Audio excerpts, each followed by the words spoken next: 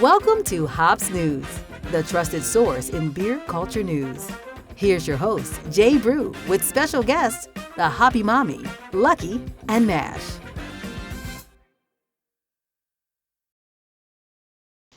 Hey, welcome to our first international edition of Hoppy Hour. Man, we've got a great show lined up for you today. And just a quick correction, Lucky wasn't able to join us today, but we do have a very special guest joining us today from Germany, and we'll get to her in just a second. But got a pretty good lineup for you. Let's go around the world, if you will, here at Hoppy Hour this morning and check in with our guest and see what they're up to and how things are going. I'm going to first go to Mash out in Idaho. Mash, how's it going out there? Hey, it is great. It is nice and early. I rolled out of bed this morning. I honestly haven't drank a beer at 8 o'clock in the morning forever, so I got to shake off the old rust and get to it. I'm pretty excited for our international edition this morning. How you guys doing? Yeah, we're great, man. How's the weather out there in Idaho this morning? Looked like you got a hoodie on, sitting outside. The lighting is beautiful. What's the weather like in Idaho this morning? It's nice and 60 degrees this morning. Yesterday, the past week, it's been about 100, so I haven't been able to wear a hoodie, which is probably my favorite attire on earth. I'll wear a hoodie even if it's 100 degrees outside, but feels great this morning. A nice cool breeze. It really sets the mood, gets you in the drinking mood, you know? Nice. So let's go check in with Hoppy Mommy from here. Hoppy Mommy, how are things going there in Florida? In Florida, we're just about full into summer. It's storming every day, and it's getting nice and hot and nice and humid. So that's Florida summer. Nice. How's the transitioning back to normal life going for you guys down there? It's interesting. A lot of people are still kind of keeping their distance and staying home. But I stopped at a brewery yesterday to pick up Hops News stickers, and the brewery was slammed. You'd have no idea anything was going on. So some people are going completely back to normal. Some people are still hibernating, and some people are in the middle and have no idea what to do. Yeah, that's awesome. We'll talk a little bit about those stickers here shortly as well, maybe towards the end of the show. So let me give you a little bit of breakdown of what we've got coming up on this show just real quick before we go to our very special guest that we have joining us this morning. We're going to talk all together beer. We have a caller, Anthony, is on from Other Half Brewing, who's going to talk to us about this project that is, in just one word, simply amazing. Some of the stuff that has been going on with that one beer. So we'll talk to them.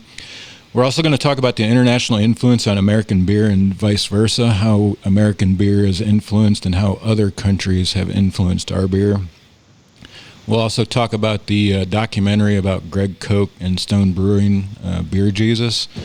This could be a pretty interesting conversation if you haven't joined us before. It will be, I think we've got a few different varying opinions, but it'll be interesting to see what everybody else's opinion is on the show to get to that. And we'll also talk Hops News, and obviously we'll have a bomber jacket giveaway at the end of the episode, so stick around for that. But let's go check in with our special guest from Germany, Brew Witch. Brew Witch, how's it going in Germany? What is it? It's probably in the afternoon there. What, 2 or 3 in the afternoon?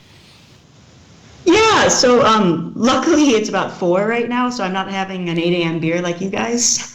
So yeah, a bit later today, but otherwise going fine. It's officially sunny outside, so like we're smoothing into summer right now, so I'm quite pleased. Very nice. Thank you for joining us this morning. I think we're going to have a pretty special episode with you in Germany, and I hope that we can do this a little bit more often and maybe even get some other family members from other places around the world to join us, because I think this could lead to a pretty interesting perspective. But before we get too far into beer culture around the world, let's see if we can get Anthony on the phone here real quick. Anthony, are you there? Yeah, I'm here.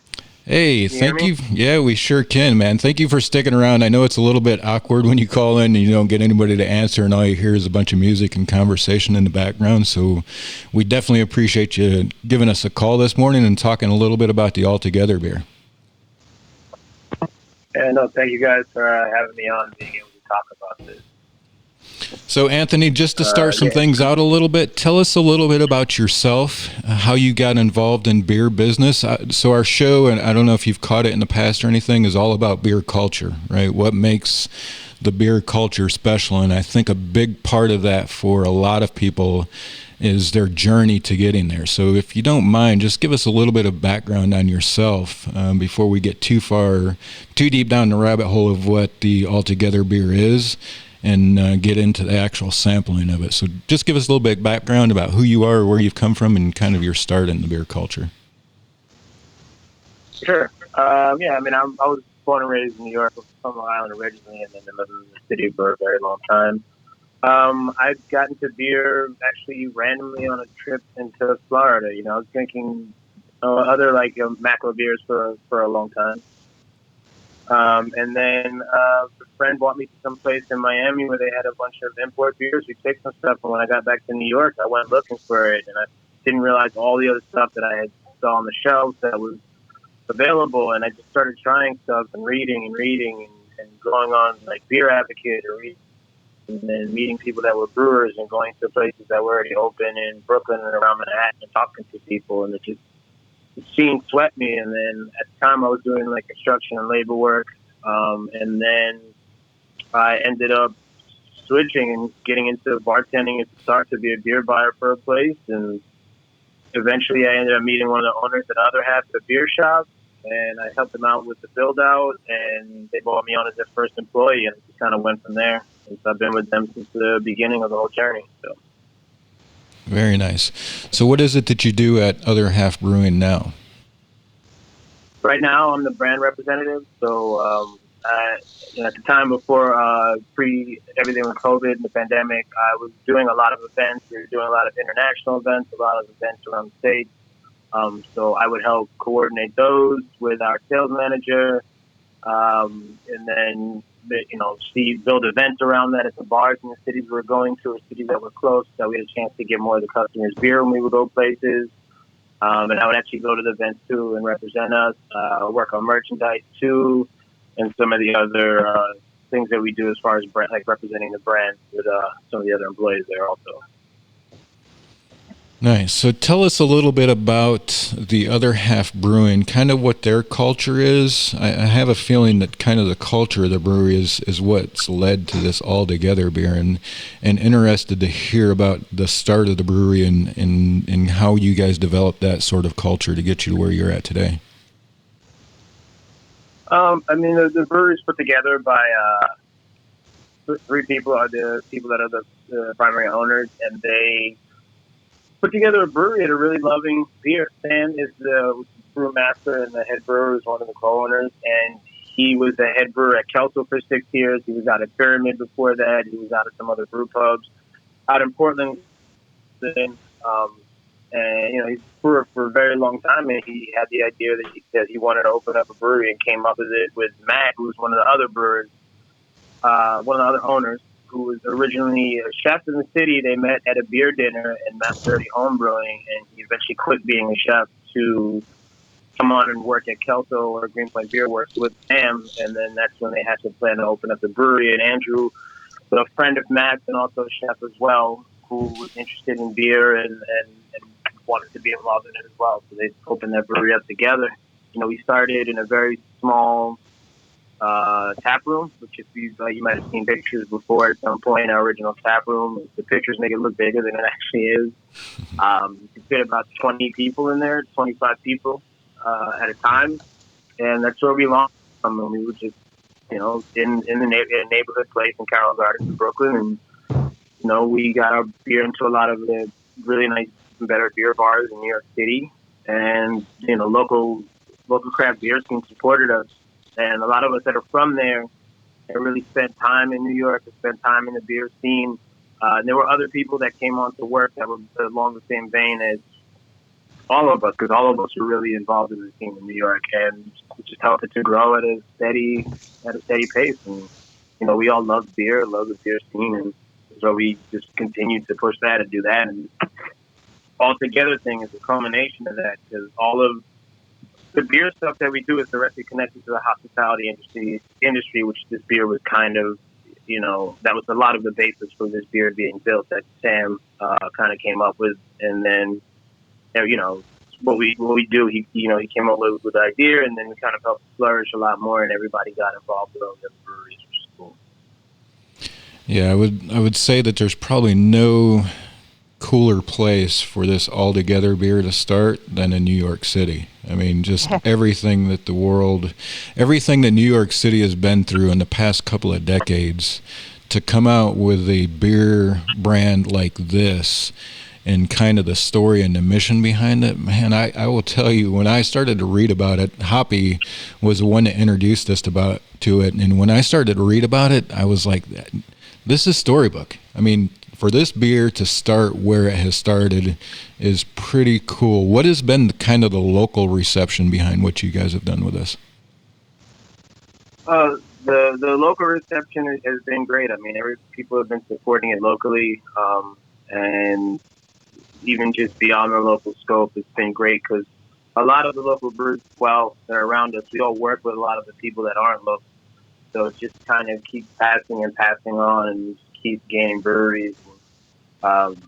It's been really nice. It's been really insane because we work with a lot of these people and met a lot of these people, and beyond the local scene, and it's just it's crazy to see it happening all at one time. You might see two of these people here, and now we're up to a very large number of people that are involved, and it's amazing from seeing the local support to seeing it grow to as far as it is growing still.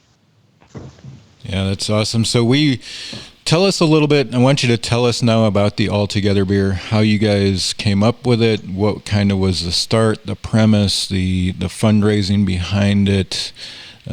Just tell us everything you can tell us about the All Together beer, and at some point we'll take a break in your description of where we're headed with that, and we'll all crack one. I think everybody here has one, and kind of give it a try. As far as Germany, I think Brew Witch over there in Germany even has an All Together beer. So I have yet to try one, and we're looking forward to trying it. So just give us kind of the story about how this started and what you guys decided to do with it, and kind of the fundraising aspect of it.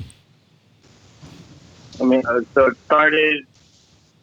really started as a base conversation, but Sam Richardson had come up with the idea, because we all wanted to do something for the hospitality industry, because it's what's hit so hard. There's so many bars, so many restaurants in New York, so many support we do, and we wanted to figure out some way to do it and do it beyond just our brewery, and have as many people get involved as possible in what we're doing. Some people are already doing things on their own, but we figured it'd be a good way for also some breweries that may not have as much exposure to do it, and also people that we work with to do it that do have exposure, to just bring more awareness to it and raise more support. It's for everybody, from brewers, servers, bartenders, dishwashers, managers, people that work the floor, runners, buyers, chefs, everybody. They're all affected by it. The restaurants still didn't open up. A lot of restaurants, unfortunately, had to completely close down. But even them, if we're able to donate, we are able to donate to, a foundation or different fundraisers. People still have the ability to have some money come off of it before they're able to get unemployment. There's a backup. Some people weren't available to get unemployment either, so they were able to get some, to get some funds. We're going to get some of the money. We reached out to some breweries initially to start to do it, and this way it would help grow it a little bit faster. We're up to about 800, somewhere between 825, 875 breweries that have participated so far, from literally all over the world. We've had home brewers make their own editions of it, and then bottle it at home and sell it to people so that they could donate money.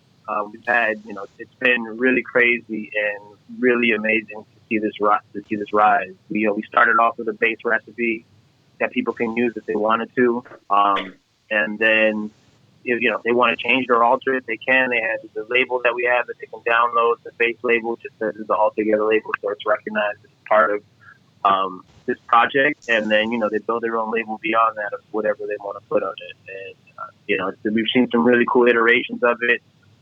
We've had ciders made, we've had kombuchas made.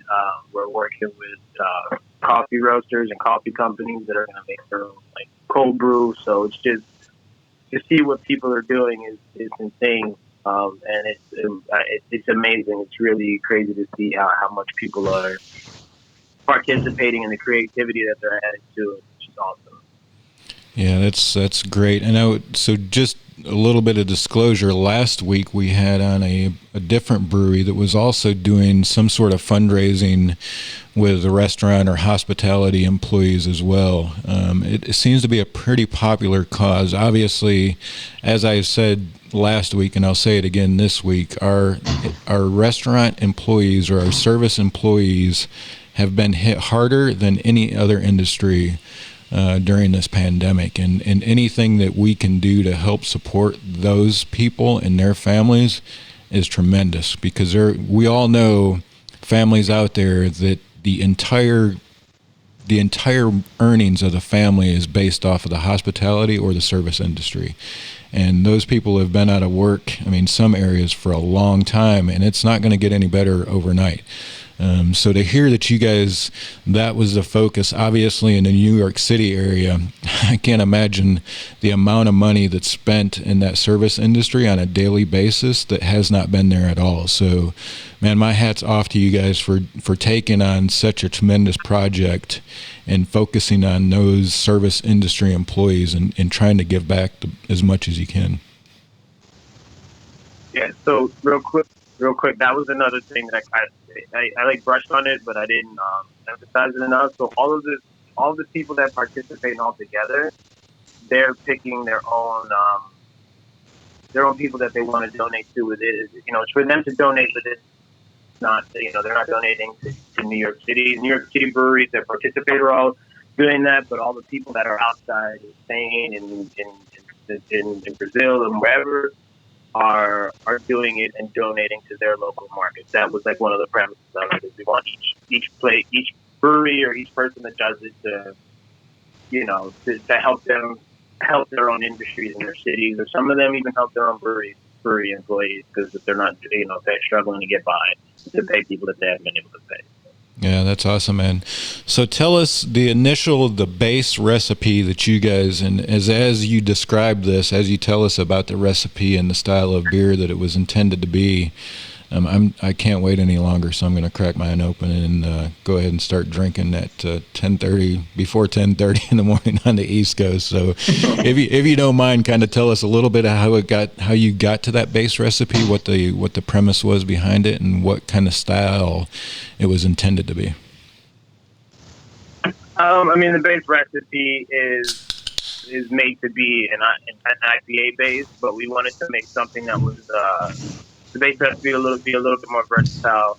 So, if you see the recipe or you take a look at the recipe, it has the options of, you can make a version of it that's a New England style. It's a little bit more hazy, and it's mostly based on the yeast that you choose.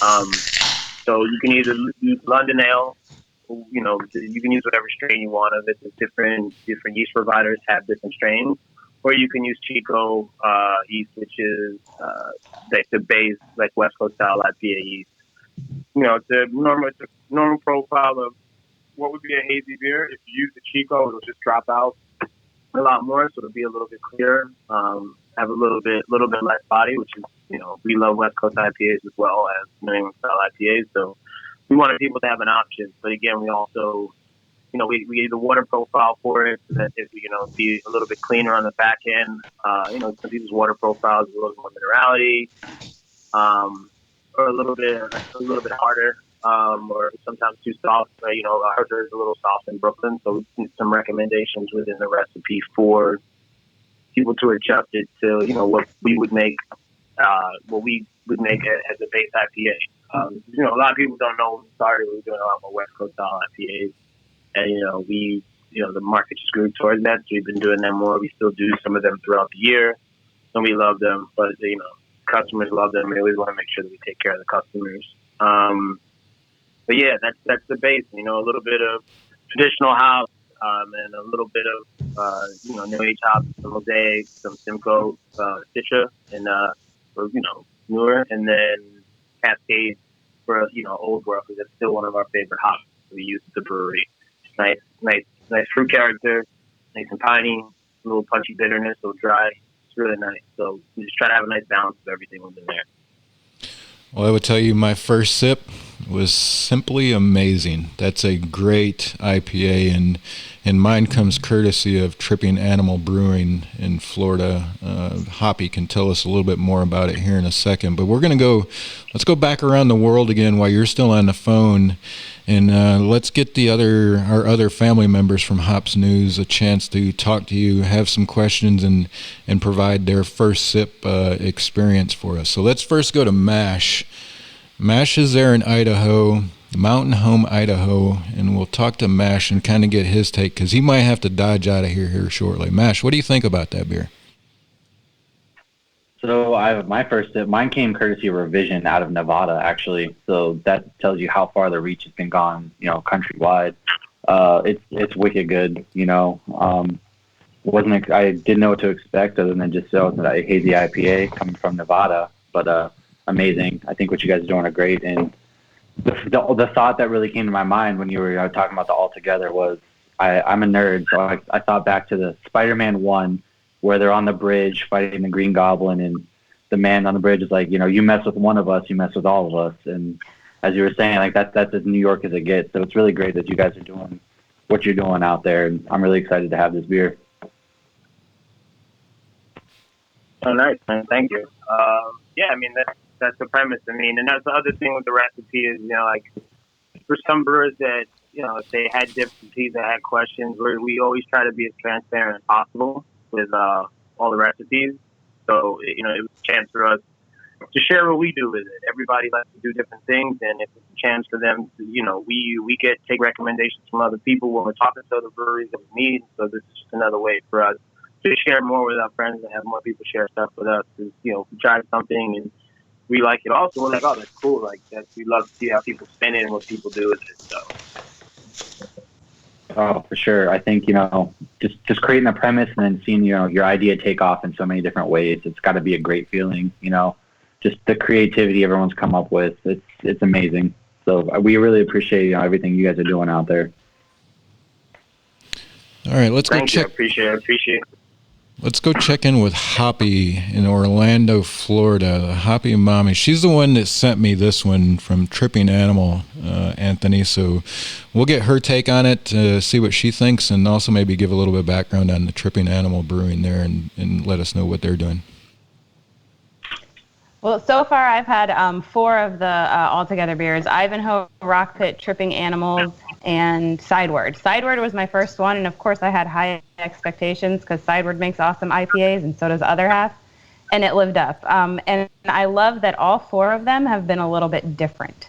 So you get that little twist of that specific brewery in there. So I absolutely love that. And I think Sideward I bought more yesterday. Everybody's been, trying to brew them up as much as possible. And we have a bunch in Orlando. But I do have a question for you. Being born and raised in Florida, it's not very often you hear that somebody's craft beer journey started in Florida, unless maybe it was Cigar City. So I have to ask, what bar in Miami got you into craft beer? The bar is unfortunately no longer there, but if you know Miami or anybody's listening from Miami, it's been there for a long time. It was like this kind of kitschy place on Lincoln called Zeke's. You would go in, and the bar wasn't huge. You'd go in, they had 2 fridges behind the bar, and you would just pick all these imports. And at the time, they had a small fridge of domestics, but we just went with all the imports. And took beer. The first time I was able to drink beer on the street, legally drink beer on the street, which you can't do in New York. And just having that whole experience and trying those beers, I still remember it was one. We got 2 beers each. The ones that I liked was Fat and Optimator, and then Bellhaven Scottish Ale. And then I came back and started trying some of the stuff in New York, some of the Brooklyn stuff, some of the other breweries. I had like Avery Maharaja, and a lot of those things I had seen. And then when I went back down there the year after and actually went back and tried some of the domestics again, it's yeah, it's crazy. I tell people that it was Miami, especially at the time it was. It was over a decade ago. People are like, what? That's weird. Well, the first time I had your beer was actually at Jay Wakefield in Miami. So it was a collab. Not Easy Being Green. It was amazing. Yeah. It was so good. Shout out to Wakefield. Shout out to Maria, John, Sota, Theo, everybody over there. Yeah, that's one of my favorite breweries. Yeah, they're great people. And also shout out to Tripping Animals as well. They're great people. I know Ignacio, I know Bandito, Daniel, my homie Mike that works with them, AJ. They're really good people, and their beers have been great, and they've been they really have a genuine love for the scene and what's going on, and they're making some fire beers. So yeah, and they even did a beer before all this started to benefit the Australian wildfires, Tripping Animals. So that was a great beer. So I mean, they were doing this before the COVID even happened. So I need to get down there. I was supposed to go down there for spring break, and then everything got canceled. So I haven't even been to Tripping Animals yet. But fortunately, we have a bottle shop up here that's been getting their beer, and I'll have to ship it to these guys because, yeah, everything from them's been amazing as well. Nice, yeah, great people, good beer. They just keep getting better and better too. They're really fun to hang out with as well. All right, Anthony, we're going to take you over to Germany and check in with Brew Witch in Germany. Brew Witch, what's your impressions and what questions do you have for Anthony there? I was really excited to try this one because it's a collaboration between 3 different breweries, and only 2 of them had actually had before in this. So it's a collaboration between Frau Gruber, Sudden Death, and Brewheart. And I had tried Sudden Death and Brewheart before, and they're both unstoppable with IPAs, so I figured this would be quite solid regardless of what was up. But Frau Gruber is a brewery that's been consistently rated as one of the best in Germany, but I've never been able to get my hands on one of their beers because they go quite quickly in the shops, and I've just never tried it. And it's great. It's extraordinarily smooth, but also quite juicy and earthy. So it's great. I don't really have as much a question, but I do have a comment. I only bought this maybe 5 days ago, but even since then, I've seen maybe 2 or 3 different altogether beers pop up on the market. And the coolest thing is that often they're breweries I hadn't actually heard of. So it's bringing such a cool awareness to me of breweries that I might not have heard of before, from different countries that are collaborating with breweries in other countries. It's just very remarkable. So it's a great project. Yeah, nice. Thank you. Yeah, it's we've been very fortunate. The European market has been very supportive with everything that we're doing. So we've met a lot of people. I've personally been up there to meet, and the team has been awesome. We've met people from Germany, people from the UK, people from Sweden, Denmark, Finland, Poland, everywhere, all over the place.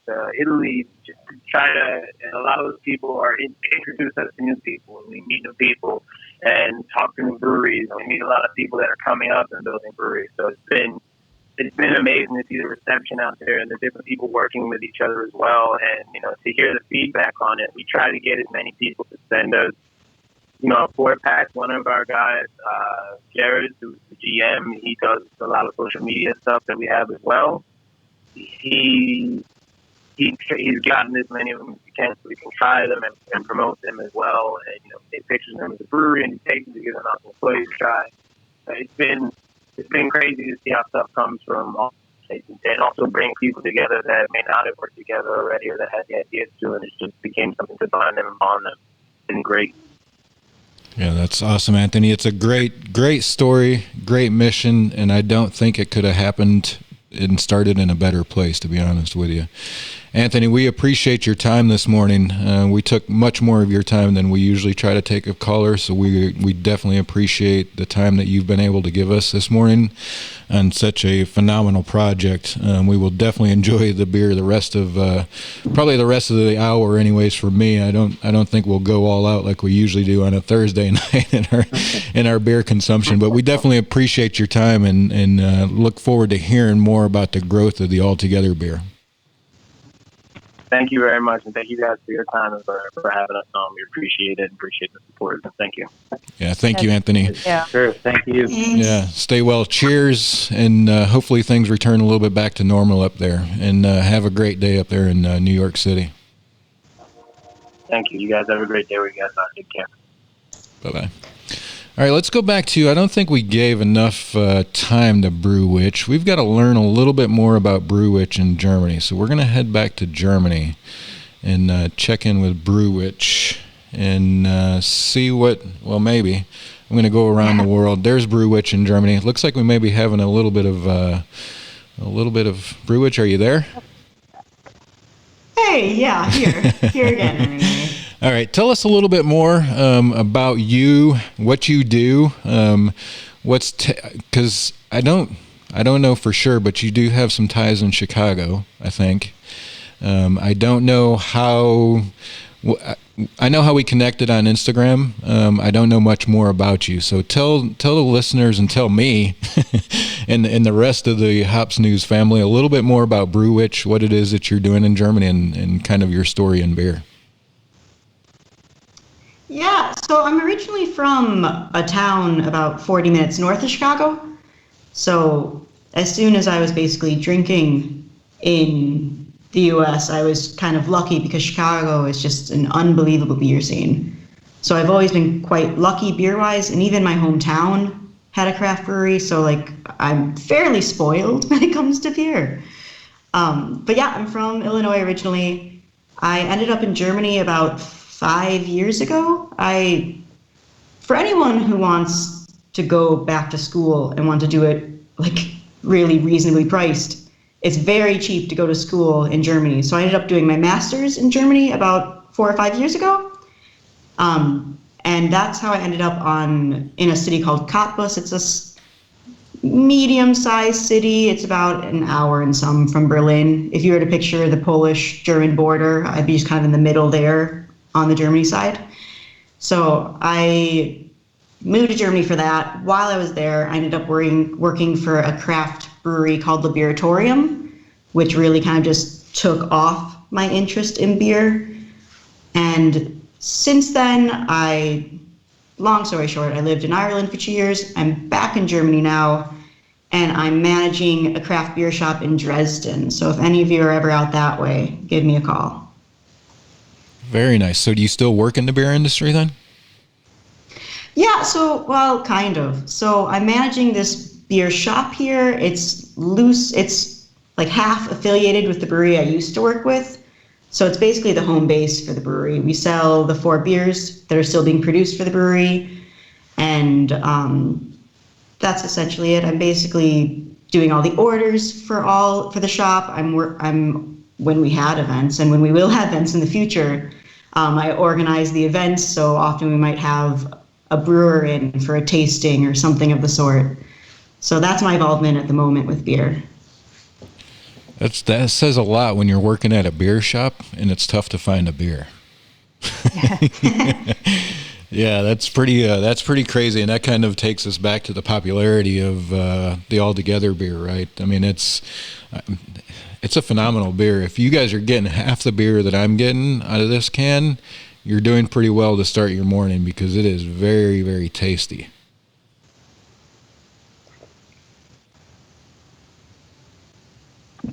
I agree. Is really, really good. Like I said, I wasn't expecting I didn't know what to expect because when I think Nevada, I think Las Vegas. So this brewery's from Nevada, and I was like, it's probably, I don't think they do beer, right? They just know how to do casinos and whatever else. But I got to say, in addition to their cans being probably some of the coolest I've seen, the beer is actually wicked good as well. I'm pretty impressed. Yeah, that's been pretty amazing, and Lucky is in the chat there on Facebook, our other Hops News family member.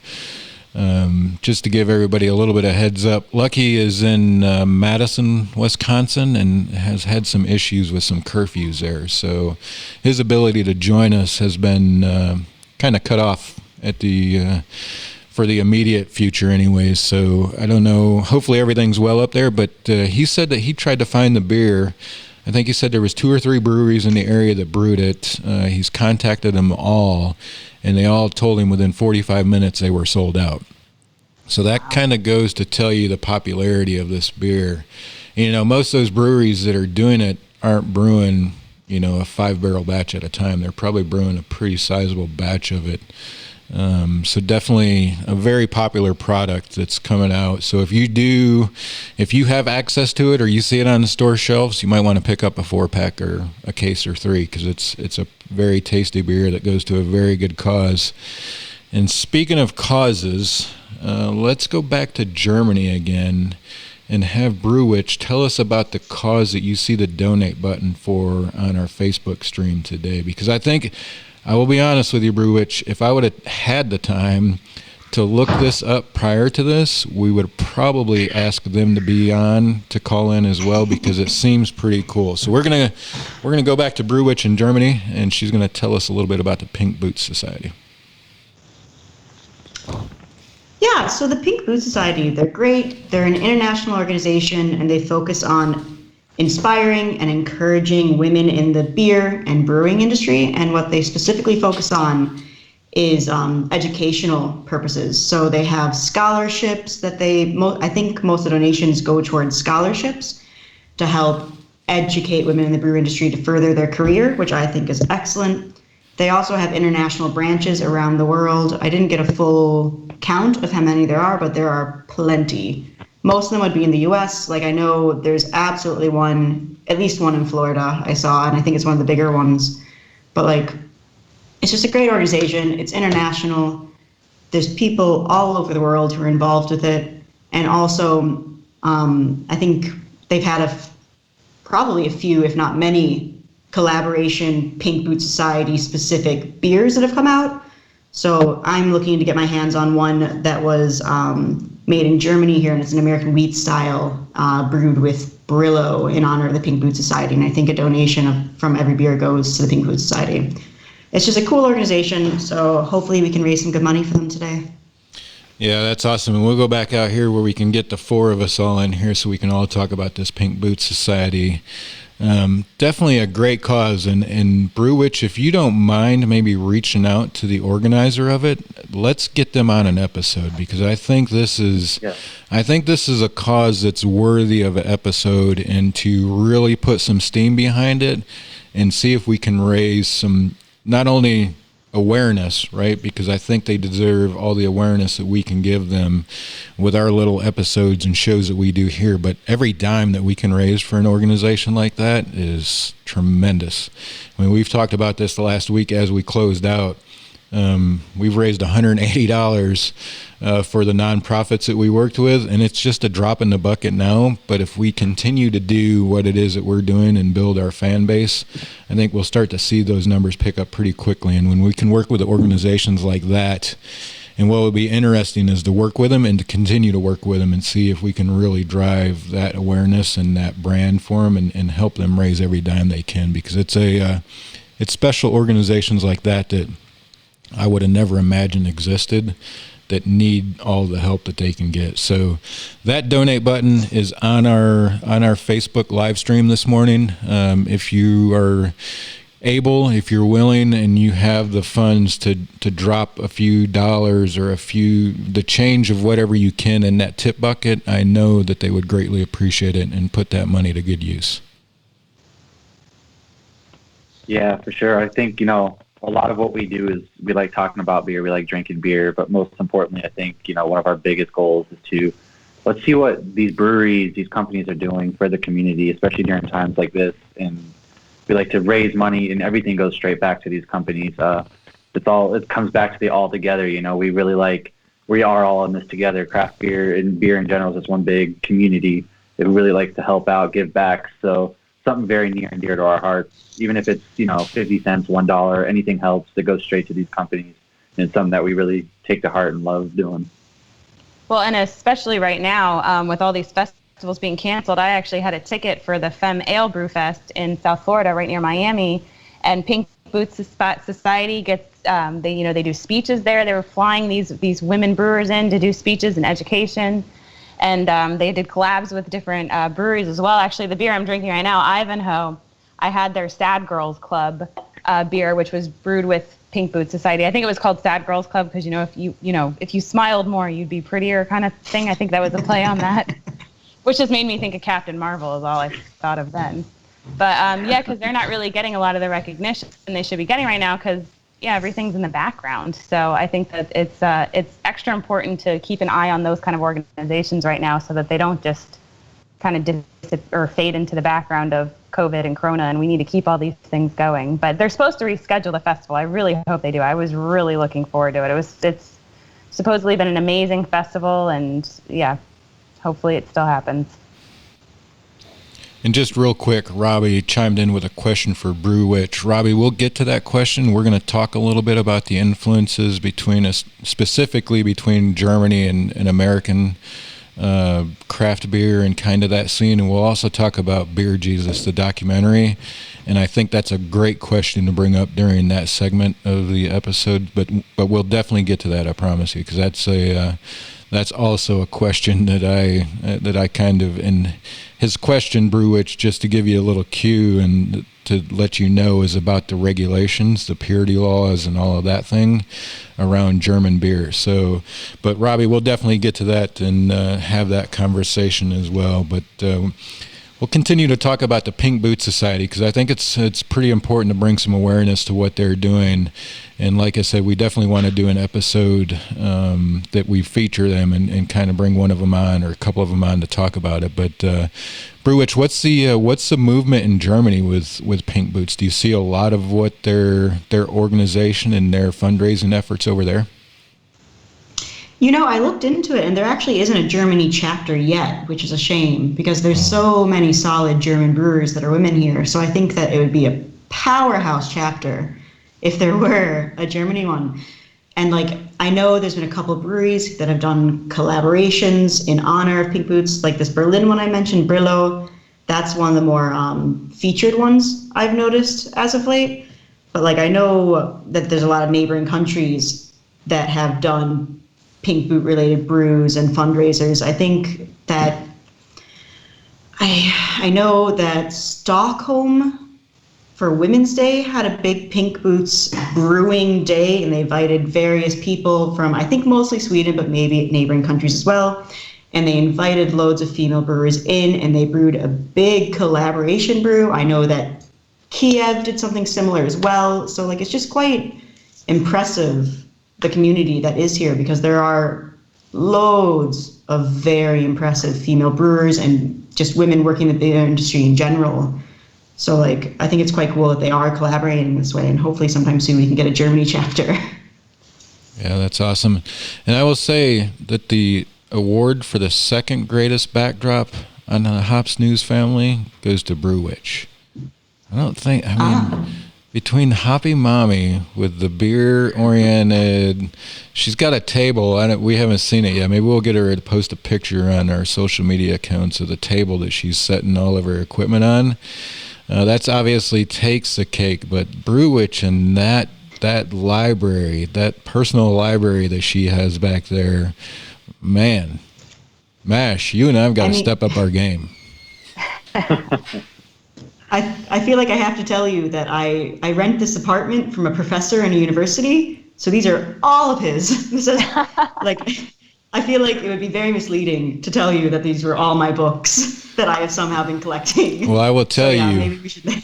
Yeah, you need to consider the value you're getting for the backdrop and what we're doing here today into that rent, because you're getting your money's worth with it. That's pretty cool. Mash and I've got the backdrop of some window shades that are closed because it's too bright and sunny for me to have open, and Mash kind of on the back porch. But yeah, you ladies are definitely killing it this morning on backdrops. I feel jealous. I'm very jealous, I'm trying to move around. What's the perfect backdrop? Do you want some nice outside? Do you want a blank wall? No, I got to step my game up too. It'd be the perfect backdrop to have the cooler section at a craft beer store as your backdrop. That would be pretty cool. But I would tell you, we haven't chatted much about this, but I would like to do some on-location live streams, right? To be like at a brewery and to have them sitting at a table with us. So if anybody's ever interested in doing that, we will stream it through all of our networks that we have established at this point. So if anybody's ever interested in doing something like that, I think that would be pretty cool to go to a brewery or a bottle shop and sit down at their location when things allow. Obviously, things are a little bit different at this time, but I think it'd be pretty cool to do some stuff at these brewery locations and get them involved into it and kind of bring them on camera. So let's continue to talk about this all together beer. What's everybody's thoughts now that we've had a few takes of it? My can is almost to the end. Fortunately or unfortunately, it's gonna be Monday morning is gonna come early. Start drinking at 10:30 on a Saturday morning, or 10 o'clock or 10 in the morning on a Saturday or Sunday morning is definitely going to make Monday morning a little bit rough. But I will tell you, it couldn't have started with a better beer, I don't think. This has been fantastic so far. Well, I was just going to say, the earlier you start drinking, the more time you have to hydrate before you go to bed, so you'll have a perfect Monday morning. What's the saying? You can't drink all day if you don't start early. There you go. Well, it's also going to help you. It's going to help you go to sleep earlier. Just have a nice little afternoon snack, and then you're going to get a full 12 hours, and you're going to wake up feeling better than ever. And before I forget, real quick, there's a viewer on Chad. Chad, I believe it's your birthday. So I told Chad in a chat that it's his birthday today, that we'd all sing happy birthday to Chad. Oh, my gosh. So on the mark, we're all going to sing happy birthday to Chad. 1, 2, 3. Happy birthday to you. Happy birthday. Wow, that is horrible. That we is. have to get our twin heads and everything together. We're going to be doing a cappella practices after this. Yeah. Obviously, we won't be singing much. But happy birthday. Yeah, happy birthday, Chad. And Chad's been a kind of a regular on our stream here as well. And I did forget, man, I tell you guys all the time, I'm going to forget something, and I did forget something. So you'll be able to pick it up now. We'll give you a little bit of German influence on the music there in the background. And so how's the Altogether beer treating you guys? It's good. I've had 4 different ones, and I have to say Tripping Animals was my favorite.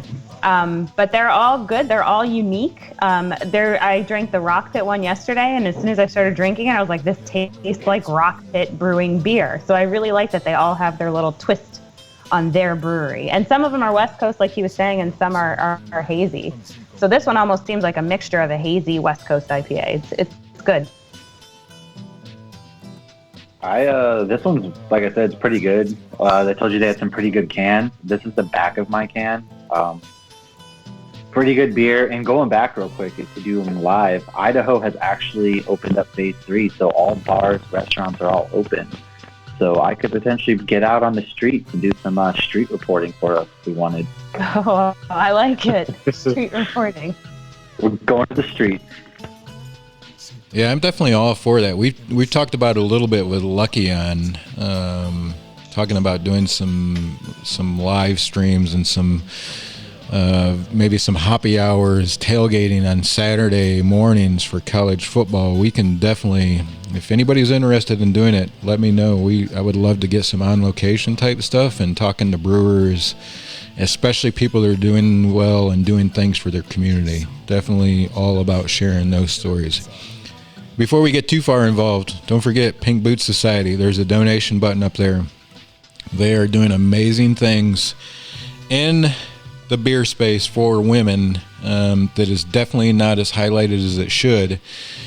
Brew Witch, I'm leaving this up to you. We are going to have maybe the next Hoppy Hour International Edition. Let's do a Women's Brewers Edition.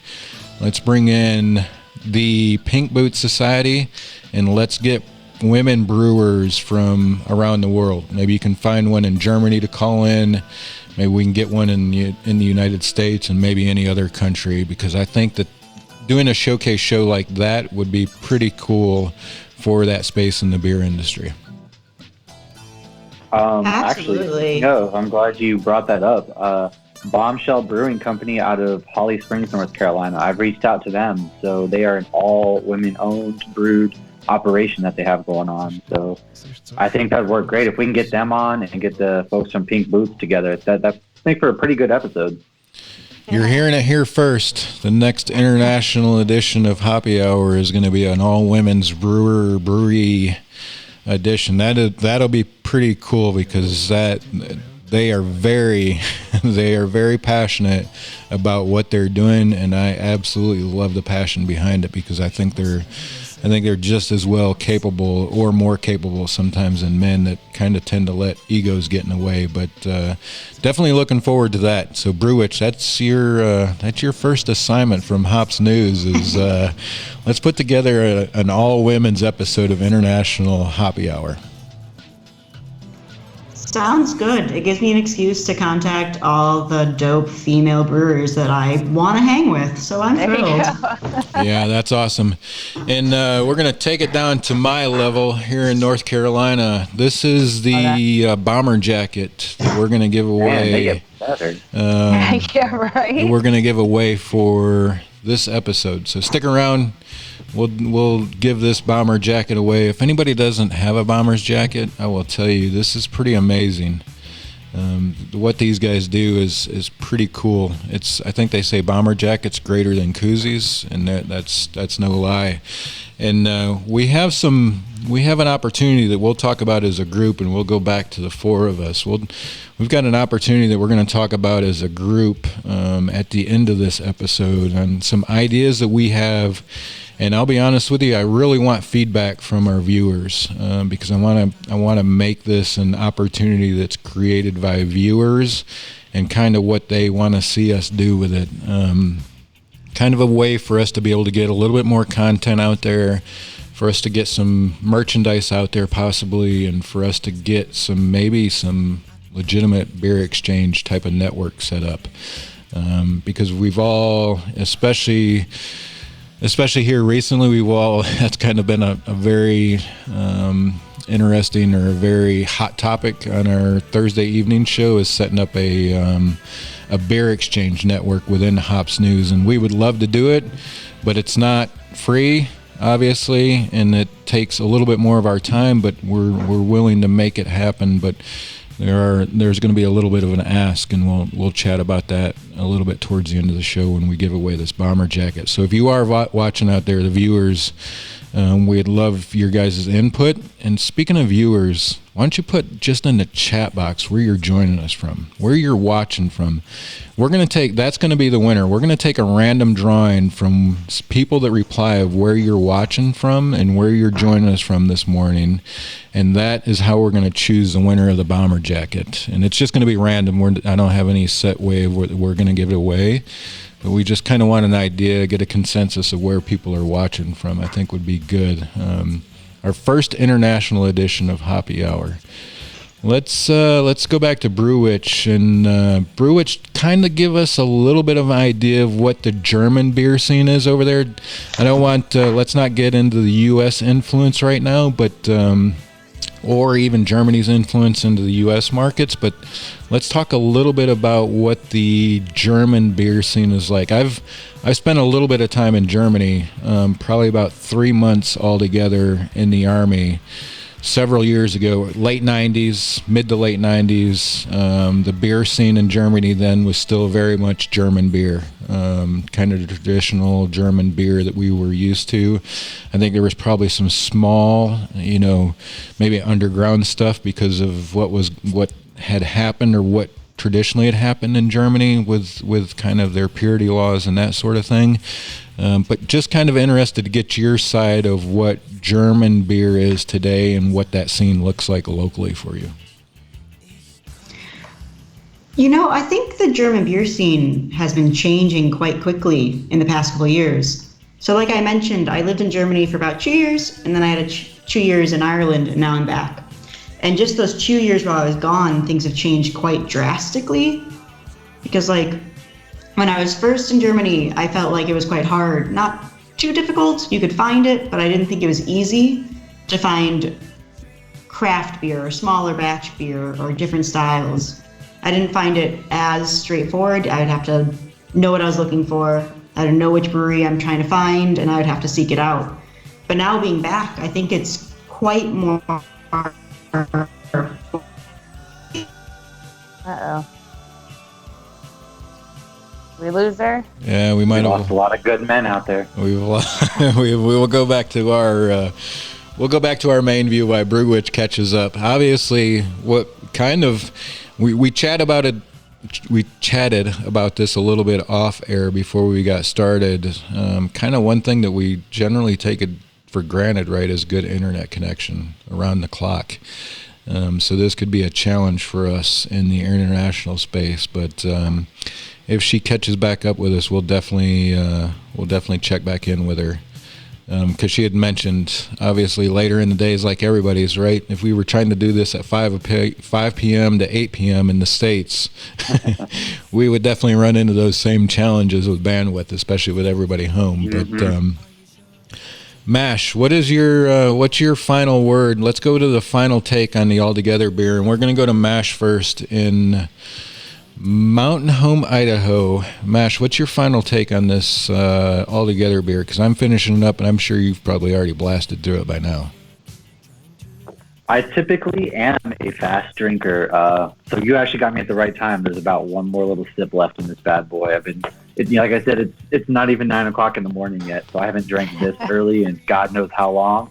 I'm probably, going to feel like an old man hurting in about 3 hours, but that's okay. It's perfectly worth it. I think I would definitely drink this again. I'd go to their brewery. Like I said, it's incredible what they were able to do. They start with this idea of, hey, let's just brew a beer, slap an Altogether label on it, and let's band together basically.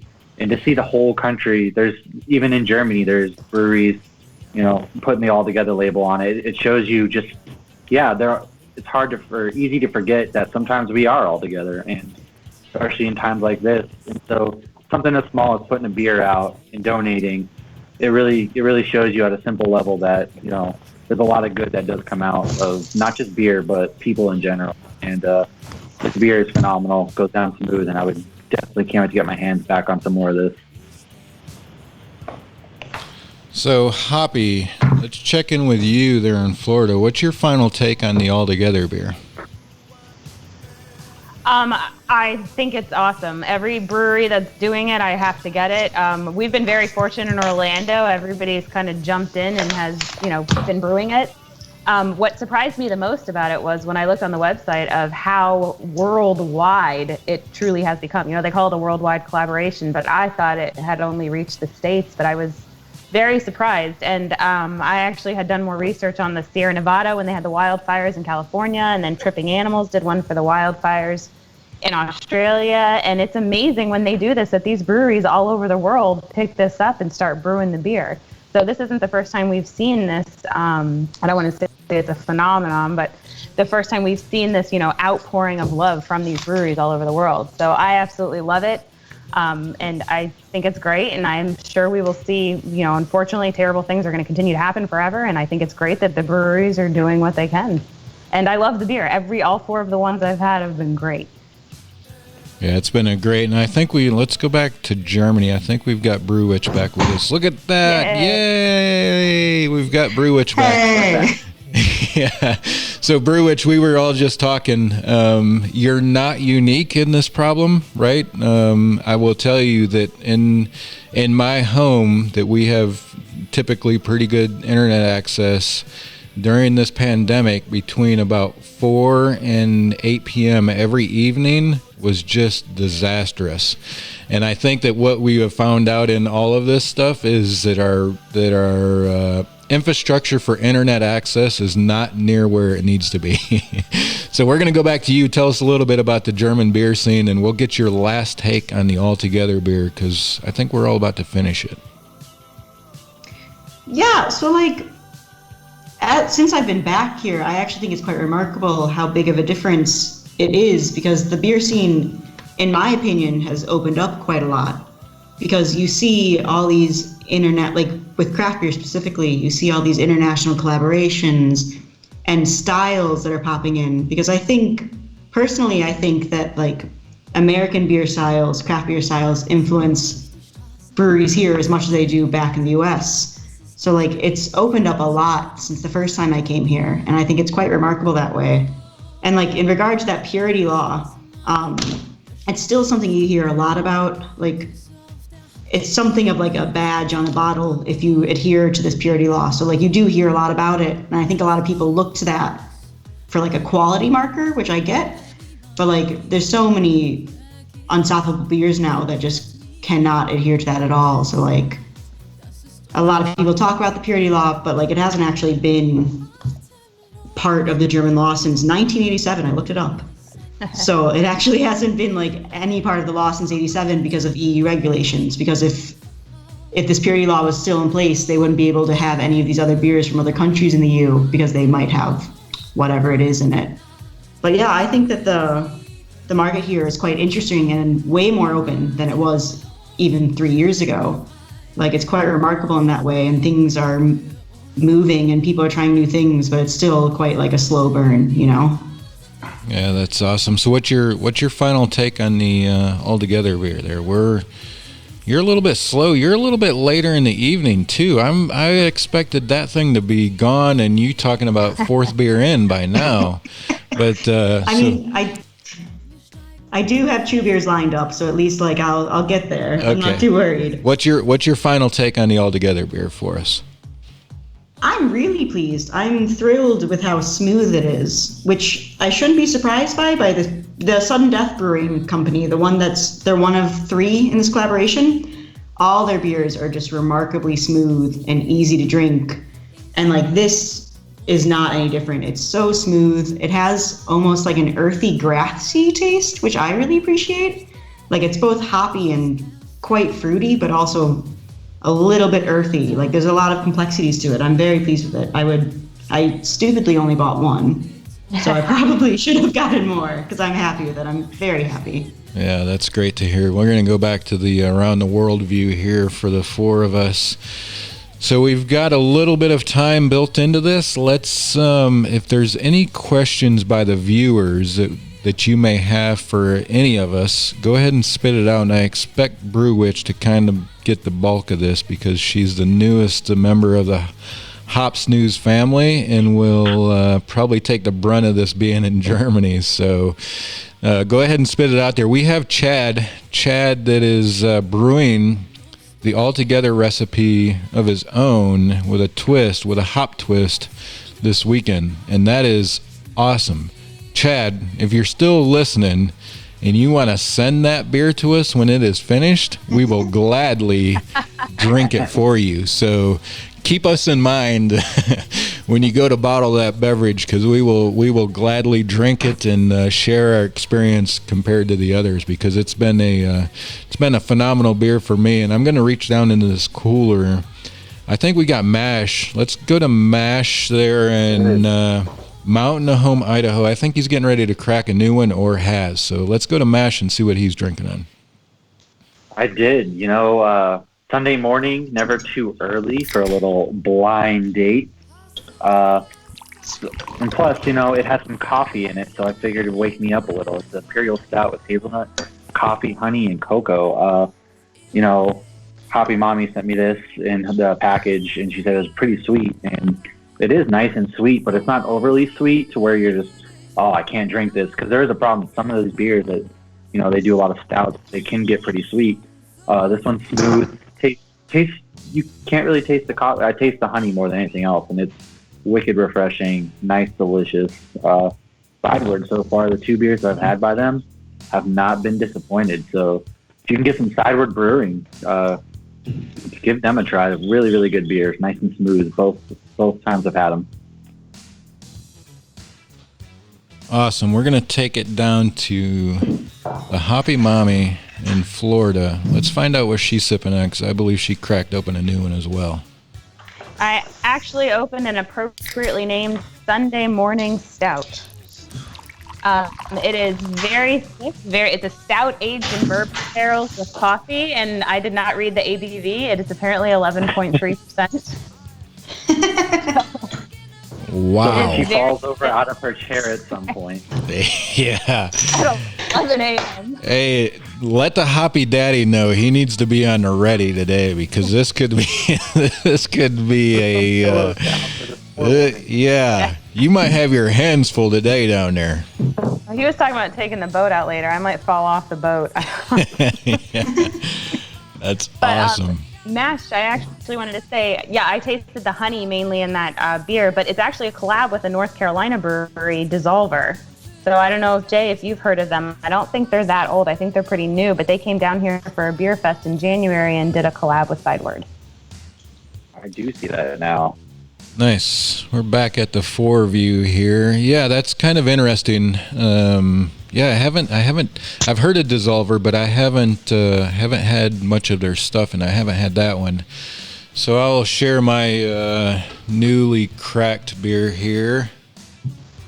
So I'm a big Nitro Cold Brew fan, and this is Perfect. New Belgium's Nitro Cold Brew Cream Ale.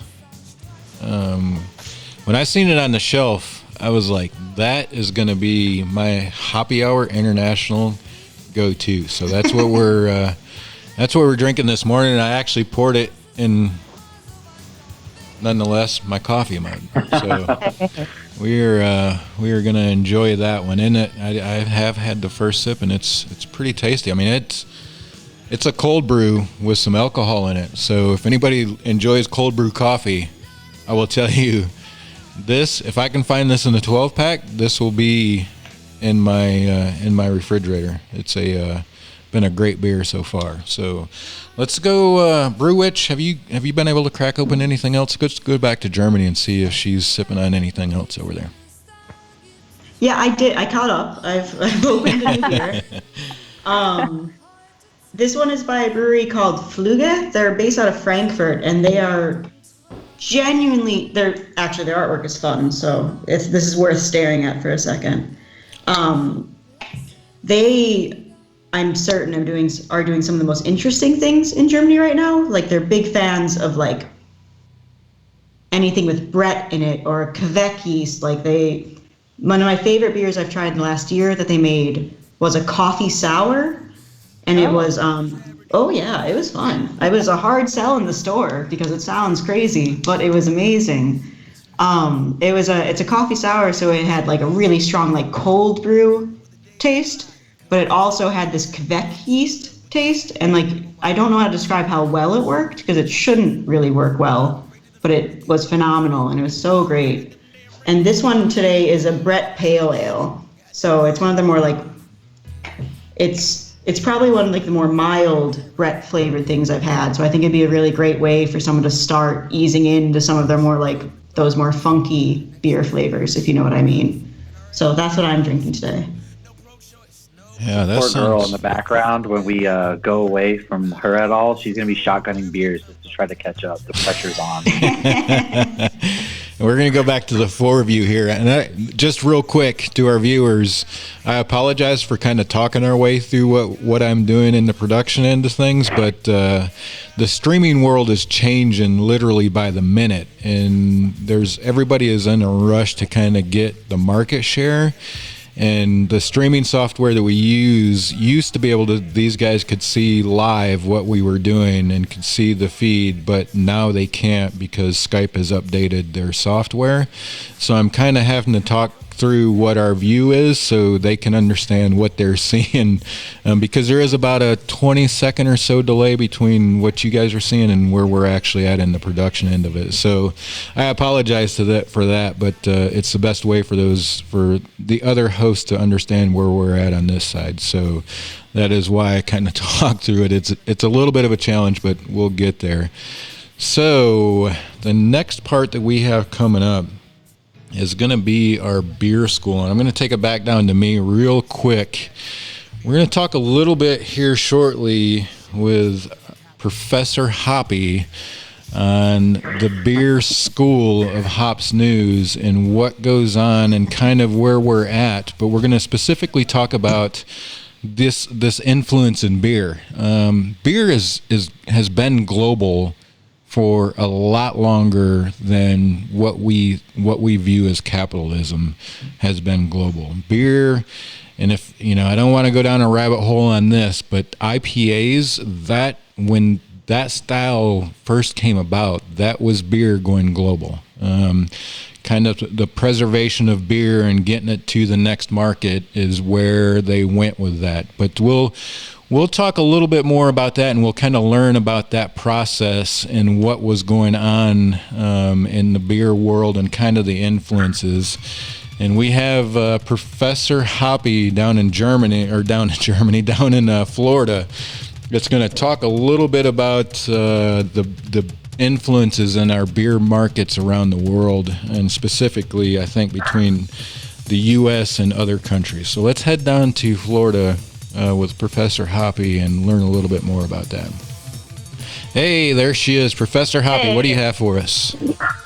All right. Well, before I start, I should say this beer is already kicking my ass, so bear with me. Okay. So we're basically looking at how Europe shaped the U.S. craft beer scene and vice versa. Now, before Prohibition, we had over 4,000 breweries in the United States, and we're a country full of immigrants. So, of course, we had a ton of beer from Europe.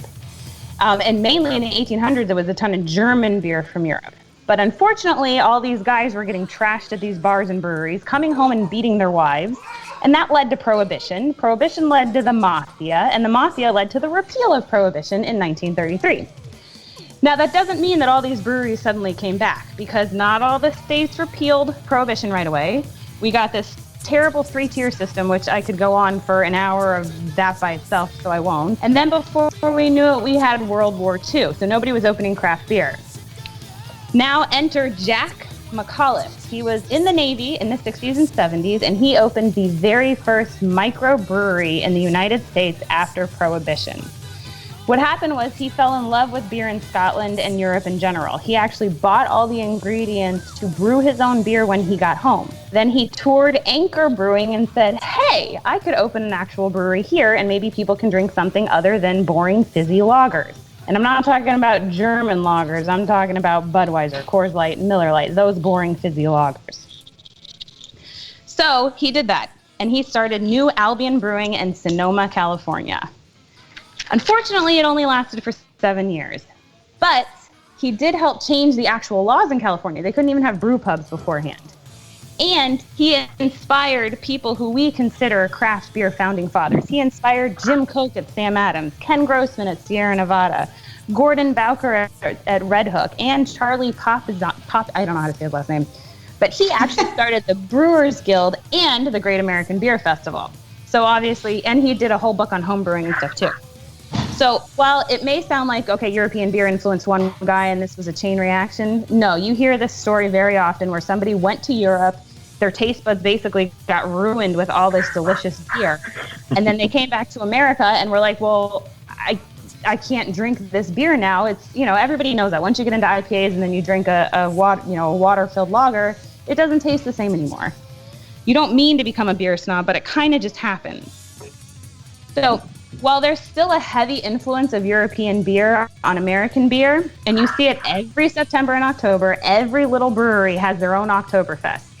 And I love it. I think it's awesome. I put on my dirndl and I go to all these local Oktoberfests. And I've also been to two microbreweries, one in South Florida and one in Santa Fe, New Mexico, that are actually German-themed craft breweries. So they're taking the Doppelbocks and the Hefeweizens and they're doing their own little twist on it. And you see that at regular breweries too. But these two breweries specialize in German beer. German beer will always have an amazing influence on American beer. And the Alchemist actually still insists on buying their barley from Britain for their heady topper. So we have to rely on European beer because we have to have heady topper. Now, I could keep going on, but I won't. So now I'm actually going to flip it a little bit as to somehow American beer started to influence European beer, and nobody saw that one coming. So I'm going to give two big examples, which I'm sure everybody's heard about, and that would be Mikkeller and Brewdog. So Mikkeller and Brewdog are both pretty similar in the regards that one of the American things that influenced them was the American IPA. So Mikkel from Mickler, he had already started a beer club, and he happened to come upon an IPA and was like, hey, this is really good. I can brew this. And the American hoppy beers are what inspired him. And he actually got American home brewing books and started brewing beer and winning awards in Denmark. And then he made, which I'm sure everybody knows this, he added French press to an oatmeal stout and got the Beer Geek breakfast stout, which is, I wish I had that right now. This is good too, but it's really putting like hair on my chest. So, and then Brewdog in Scotland, they went to California, fell in love with the West Coast IPAs, and came back to Scotland and was like, hey, these British beers are years behind American beer.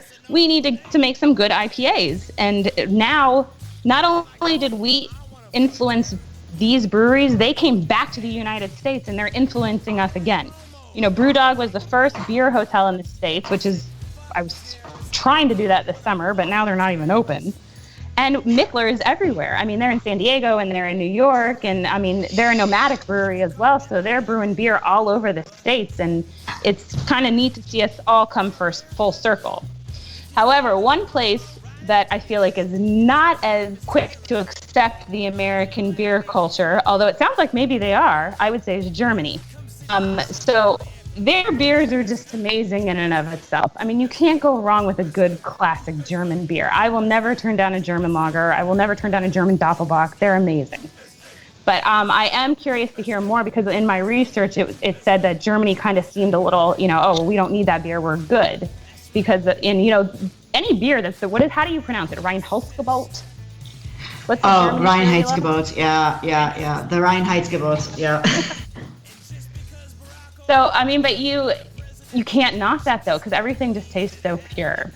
So that's basically it. I mean, we're a country full of immigrants. Prohibition kicked us to the curb and knocked us on our ass. And then German beer kind of brought us, or not German beer, European influence brought us back. And then we gave it back and they gave it back. And now we all get to enjoy this amazing beer all over the world.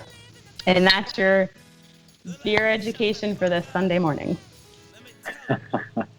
Yeah, that's, I will tell you, there's probably no more undervalued segment in Hops News Hoppy Hour than Beer School. I always learn something when Professor Hoppy gets on the mic, and that's never disappointing. But we do have one request, and we might have some negotiation in this, Chad. Chad wants to know a little bit more about hops from around the world. So there's a little message he sent there. If you could check into that, Hoppy, and see what you can put together. But we might have to hold that for ransom or something. That would be a great episode. Yes. Yeah, that's... I like that. Yeah. Yeah. I will definitely do some research. I'm sorry, I didn't mean to cut you off. I just got excited and this 11%er is kicking in. Yeah, because we have... That's the way it usually goes. Brew Witch, just so you understand, the later in the show that it goes, we usually get a little bit better. So we obviously had drank more and start to get a little bit more loose. But that's kind of Chad's request, is let's school him on some hops. I think that's a very good idea. But that's a great segue, right, into Beer Jesus. So I just want to get a quick consensus here. Who watched Beer Jesus that's on the panel? Everybody watch it? Yeah. Oh, man. So we're going to go, let's go to MASH. Let's go to MASH down in Idaho. Let's get his take on it. Your kind of unadulterated take on Hops Jesus, or Beer Jesus down in Idaho. What's your opinion there, Mash? So, I thought the original intent and idea was great. You want to go overseas. You want to bring this idea. Stone, they make good stuff. So bringing it over there is a great idea. Dropping it kind of outside of the city center where a lot of people couldn't get to it. Okay, that's like your first mistake. And then it was just a snowball effect from there. He's kind of, in my opinion, he's kind of pretty arrogant about everything and the way he went about it. So you're doomed to fail if you're not listening. One thing in life that I always try is stay humble. No matter how big, no matter how small, stay humble. And that's something that he kind of forgot along the way, I feel.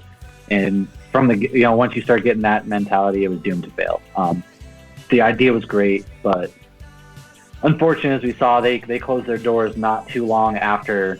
So yeah, my take is just, I think he got a little too ahead of himself, and as soon as that happened, it was done for. And maybe eventually we can see, because the scene is there. Germany, although there are it's like a mom and pop, middle of nowhere southern country, town. They go with what they know, and that's what Germany and a lot of other places, it doesn't matter if it's just in Germany. That's a lot of what they do is, hey, we know this one place because we know the family. They've been in this business forever, so we're going to continue to support them. What makes you any different? And he kind of forgot about that, and we saw what happened. Yeah, I have to agree with you on a lot of parts on that. That was it's pretty interesting. But let's go down to Hoppy down in Florida and get her take real quick. Hoppy, what's kind of your take on Beer Jesus? You were the one that kind of pointed it out to us. I'd heard about it, and I'll share my take here at the end with everybody. But you were the one that kind of made everybody in the group aware of it. What's your take of Beer Jesus? Well, I found it very fascinating, and as I was watching it and I'm hearing him bash these fizzy, watered-down lagers, all I'm thinking is, these are German lagers. This is not Bud Light. This is not Miller Lite. I don't know what you're doing. And my stomach was kind of like, why are you yelling at the Germans about getting rid of fizzy lagers? That worked in the States, but it's very different. And as it kind of went, I thought, oh, okay, this is, it ended up being a gorgeous brewery. And I was like, maybe people are being receptive. And then when they showed the thing at the end, my first thought was, you can't go to Germany and bash German beer and expect to then sell them your beer. Now, I read an article that said that he thinks it was because they invested $30 million into this. And he thinks because they invested so much, and they couldn't get that quick return back is why they failed. Which, that very well could be part of it, but I personally think it was, you don't bash German beer. I think it comes down to that. Right. It's you don't bite the hand that feeds you. Right. That thing. Yeah. And I've been to Stone Brewing in Escondido, and I love their beer. I think they've done great things in the States, and their brewery here is gorgeous. But you can't take, just because something works one place, it's not going to work in another place. You got to know your market or know your audience. All right, let's go to the epicenter with Brew Witch in Germany. Brew Witch, you said you watched it. Kind of share your take. I'm very, very interested in not only your take as an American German. Do you have dual citizenship now? No, I'm still just an American citizen, and I'm just a resident here, so halfway. Okay. Yeah, I know that. So I spent some time in Germany, so I know that's a pretty easy process to get the dual, or it was several decades ago to get that dual citizenship, so just was interested in that. So let's get your take as kind of the American inside of Germany for the past few years, because I'm interested to hear what they thought about the whole process. Well, I think what Hoppy said was right. There's a very big lack of marketing research done, and I think there's a big lack of cultural understanding as well there. Because, he said himself he didn't do marketing research, so he was well aware he didn't do that. So that's the first issue. But I think that he didn't really understand what he was getting into, and when he was making his big proclamations, his big soapbox statements he was making, he would talk to people and you'd see the crowd and they weren't really responding well. I would argue they were responding all right, but there was a lot of skeptical faces from my opinion. But when you saw at the end when the president Steve Wagner, when he spoke and he gave a 1-minute statement in German, that went a long way. And I think that's because he was trying to make an effort and meet them halfway. And I'm not entirely sure if Greg was doing that. I'm not sure if he was really reading his crowd too much with his entire endeavor. And that statement they made when they closed, when they said it was too big too soon, I'm pretty sure that's just it. It was a huge endeavor done quite quickly. And the Stone beer wasn't really in the market before then. So they had a lot of ambitions when they made this project. And just from a personal standpoint, like, I'm very interested in beer. I was living in Germany during most of this time when Stone opened and was trying for a few years. And I would go to Berlin often and do beer things, but I never went to Stone because it was too far out of the way. The prices were extraordinarily high compared to other things you could do. Because like in Germany, you can get a pint for like €2 or €3. But when I would look at the Stone menu, it'd be like €6 or €7. So I'd be very quick to like kind of knock it out of my options. I mean, I think my point is that I'm not too surprised it didn't work, you know? And like, yeah, like, and Brewdog, so Brewdog has since taken over the location, and like they got a great deal out of that. But Brewdog also had a very small tap room in Berlin for like the last so many years. So they had a base that was already established. So I think they'll do quite better in that regard. Like they already have, I'm not sure how devoted, but they have like a core base already. They have a foundation that they can build from. So I'd say they'll do a bit better in that location than Stone did. Yeah. So we'll go back to me here and kind of get my take. I will tell you, Brew Witch, you kind of hit the nail on the head for me right there in the beginning. He said, I mean, this is directly, so I will tell you, I watched it last night, late last night, about midnight is when I started it, preparing for today's episode. You hit the nail on the head when you have a guy that's in charge of a multi-million-dollar brewery saying, we didn't do any market research. What was I supposed to do? Send out questionnaires asking, if there was a brewery outside of the central business district, would you go? If there was a brewery from America that sold hoppy beers, would you come? Yeah, that's market research. That's how you do market research. So I will be honest with you. When he said that, I was completely floored that he would even say that, because that is Greg Koch. If you ever see this video, that's how you do market research, man. I mean, I don't know any other simpler way. Right? You show up to a beer fest, and there's many beer fests. There's more than one beer fest in Germany, and you have some college kids hand out questionnaires to say, would you? That is typically groundwork of market research. But that is, and just for some transparency, I worked in the beer industry for a while, several years, 4 to 5 years at a brewery. Became very involved, a very successful brewery. But that's how you do market research 101. And I definitely agree with Brew Witch. I didn't think about the aspect of the marketing that she had mentioned. If you're going to move into a new market, you got to make sure that your product is already there and successful before you do that. But what I will challenge, the connotation that $30 million is a lot of money. It's not. It's a lot of money to you and I, but to these companies, that should not be a lot of money. Here in North Carolina, so I'm about an hour and 10 minutes at most from Asheville, North Carolina, which has been called Beer City, USA for several years. Sierra Nevada sunk $200 million plus into a facility in Asheville in the same country. So I'm not so convinced that $30 million is too big, too soon for a brewery to take an international leap. I will challenge you this to say it wasn't big enough soon enough, because he didn't go there. Stone didn't go there with their product soon enough to test the market, to see what the response from the consumer was going to be, and he didn't spend enough money to get into the business district central, right? As we know most, right, we'll try. I mean, it's like anything. If you want to be downtown New York City, you've got to pony up money to be there, right? If you want to be downtown metropolitan anywhere, you got to pony up the money to be there. I think the one thing that would have made Stone successful in Germany is if Steve Wagner was the spokesperson and did the move.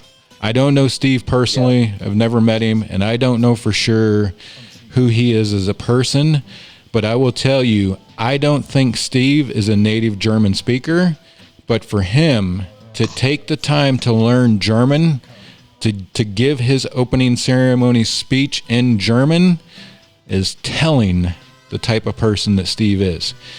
If Stone would have let him handle that move and that project, I will tell you right now that Stone would probably be one of the most successful American brewers to go to another country that we've ever seen, because he had a completely different approach than what Greg did. You can't go to a country, I don't care what country you're going to, and I will tell you, this is part of Stone's problem in the United States.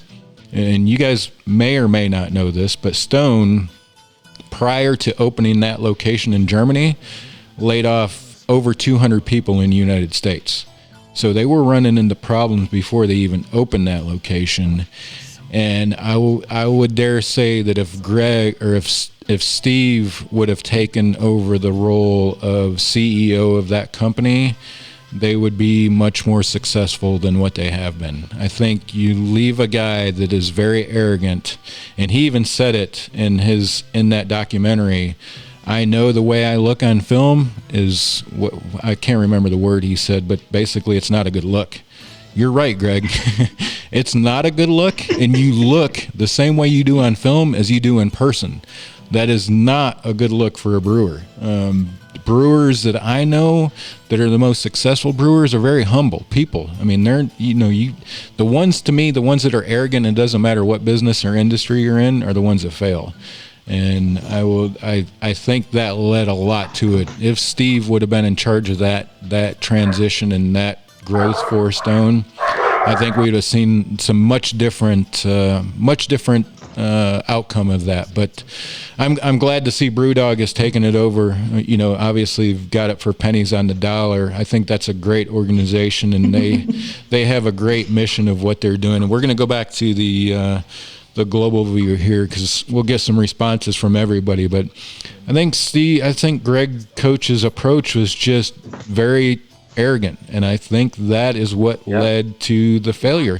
People will drive for beer. So, I will tell you that the brewery that I worked for is in a town of, the population is, the actual residency is 4,000 to 5,000 people, maybe 6, right? And the brewery is part of Anheuser-Busch. I mean, it doesn't get any bigger than that. So I dare say that if the brewery makes a good product, people will come.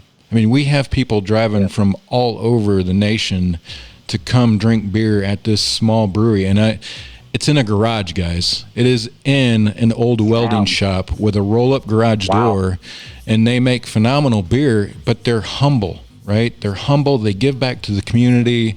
They're not better than the neighbor. They're just good, genuine people that all they want to do is make good beer. And I will leave you with this, Brew Witch. I think they're first generation, maybe second generation Americans that their parents or grandparents immigrated from Germany. And I want to get you some of their ciders, because their ciders are kind of what you and Germany knows as apple wine, and that's what makes them very successful over here in the cider market. Is it's pretty dry. It's not, if you've had any American ciders recently, you'll probably realize they're very sweet and not a very good product, but these guys do a bang up job. But that's on another note. We'll talk about that some other time. Greg Koch, man, your attitude is what got you, dude. I mean, you can't go to Germany. You can't come to North Carolina with that attitude. I will tell you that right now. I don't care how good you think your product is. It's not going to sell when you come in there beating your chest like that. I mean, that phone call he had was like alarming. If you remember that recording they had of him on the phone with, like, I don't know, contractors. It was just alarming the way he was speaking to people. So, like, very wary of that. Well, I mean, he knows he's an arrogant bastard. I mean, he named a beer after it. Like, he is very aware of who he is. But I thought one thing that I think made a big impact too was just the location of the brewery. It's like, as an American, especially where Stone Brewing is situated in California, like, you need a car. And like, I drive my car everywhere. We don't have public transportation that's readily available, like a subway. And in Germany, I know that a lot of people, and he himself was riding his bike everywhere in Germany, and yet he still builds this brewery a ways out of the way. So Yeah, I'm not sure if you guys looked at the map of where it is, but it's well out of the city. I did. Like, it's not easy. What frustrates me, so my degree is in marketing. So to me, this is marketing 101. The first thing we learn is how do you become empathetic and sympathetic with your audience? And he threw that out the window from the get-go. Like you said, he was trashing, the citizens over there. He was like, we're just going to put it in the location, whatever, they'll come. Very arrogant way to think. And it's like, well, no, you gotta learn how to connect with your audience. And that's the first thing that they teach us. In Europe, public transportation is much bigger than it is here in America. Yes, everybody in America, for the most part, has a car. They'll drive. Like you said, J. Brew, people are willing to drive. Treehouse in Massachusetts, one of my favorite places to go. I used to drive 2 hours to get there because I know that it's quality. And the vibe of it, amazing. People would drive from all over to go there. And that goes back to knowing your fan base, knowing who you're selling to. You don't go there and you don't trash who you're trying to connect with. You got to figure out why they would want to buy your product in a time or a place where the product's abundant. What would set you out? And just throwing all that out the window, it was doomed from the start. Yeah. Sadly, yeah. I was still kind of surprised though at the end when they said they had closed so quickly, because like we're supposed to be going to Oktoberfest next year, 2021. I don't know what's going to happen now, but when I started at the beginning of the documentary, because I watched it before the whole Corona situation, I actually Googled to see exactly where it was, because I was like, oh, I want to stop there when we're in Germany, and then at the very end I was like, oh shit. That happened quickly. But I don't know how many people know that are listening. Steve Wagner is the other owner of Stone, but you never see him. He's always in the background. And like, I think Greg Koch looks, he looks more craft beer. So I think and he's more, out there and arrogant and wanting to be in the spotlight. So I feel like that's why they used him, because I would guess Steve Wagner doesn't want to be the face of Stone. But, I think that Steve Wagner would have had a better, more responsible, accurate approach to the whole thing, yeah. I just didn't know if anybody else he was.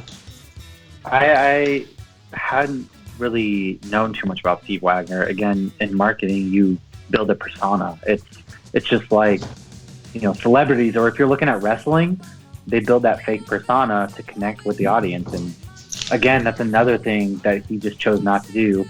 He just didn't even try. He just thought, $30 million, that'll do the trick. They're going to love what we want out there. And it's like, well, no, that's not the case at all. Right. Yeah, there was a big lack of, reading the crowd, in my opinion. Because, the brewery I worked with here, for example, one of their flagship beer was just a Pilsner, which would be what most people in this area of Germany would want. That would be the normal beer of choice, Pilsner. But they labeled it as a blonde. It didn't say that it was a Pilsner. They called it a blonde. And that alone kind of was enough for it not to work out. Your first attempts at marketing are everything really. And I think that was really what he did wrong. He just didn't really approach anything right.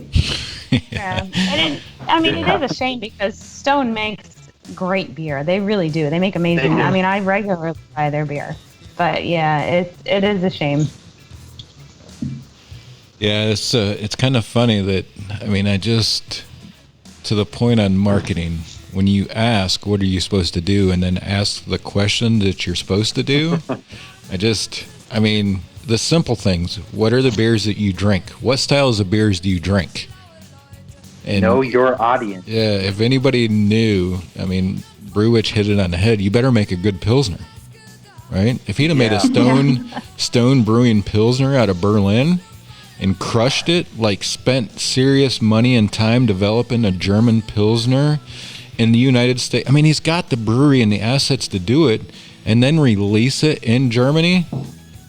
Man, I just do some collab. Well, don't go all in. Don't just throw IPAs at them, because that's not necessarily what they want. You build the fan base, and that's hey, we're gonna try a little something new here. You can get our traditional stuff that you're but we're also going to introduce some American styles like IPAs and the like, rather than, nope, screw all that. We're going right in crazy. Yeah. Well, like So- if you look at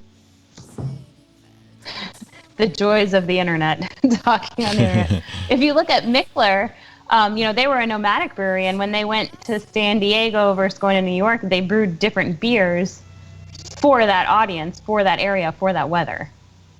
And yes, don't Yep. stick with that. Yep. Go ahead, Brew Witch. So, Brewdog just opened in Dublin in January or something, which could have been a testy time considering that was just before all of this like new virus protocol took off. But they only just opened recently, and what they've been doing since they opened was just collaborating with different Irish breweries. Like I think so far they've collaborated with maybe 5 or 6 different breweries, and I can't think of a better way to kind of introduce yourself to a market, because they're basically just integrating themselves quite well. Like they now have a collaboration in every different like corner of Ireland, and like I can't imagine they'll do poorly after that. Like Right. they're a part of the conversation now, and like I feel like that's the best way you could do it. And they're also building relationships doing that with the people that matter in that beer community. Yeah. Mm-hmm. Like they're integrating and they're walking in step as opposed to kind of like pushing against the entire situation the way that Yeah. Greg was trying to do in the German world, where he was just like, well, that's not great. What we're doing is great. We are Right. a revolution, which is, I Yeah. get the message, but like, you kind of have to find your place as opposed to take over the place, you know? Right. Because when it comes to good beer, go ahead, Mash. Go ahead. Oh, I was just going to say, when you try to force something onto a person, the natural reaction is to go against that because nobody wants anything forced on them. I mean, at least for me, I can, if you try to force something on me, I'm going to go against it naturally because that's Right. not how I respond. Yeah. Well, and I think also, when you're in the good beer making business, you don't view your competitors as competitors, and he, I think, did. So. Yeah. Well, yeah. My favorite thing about the beer world is it is quite like friendly, like you're supporting each other.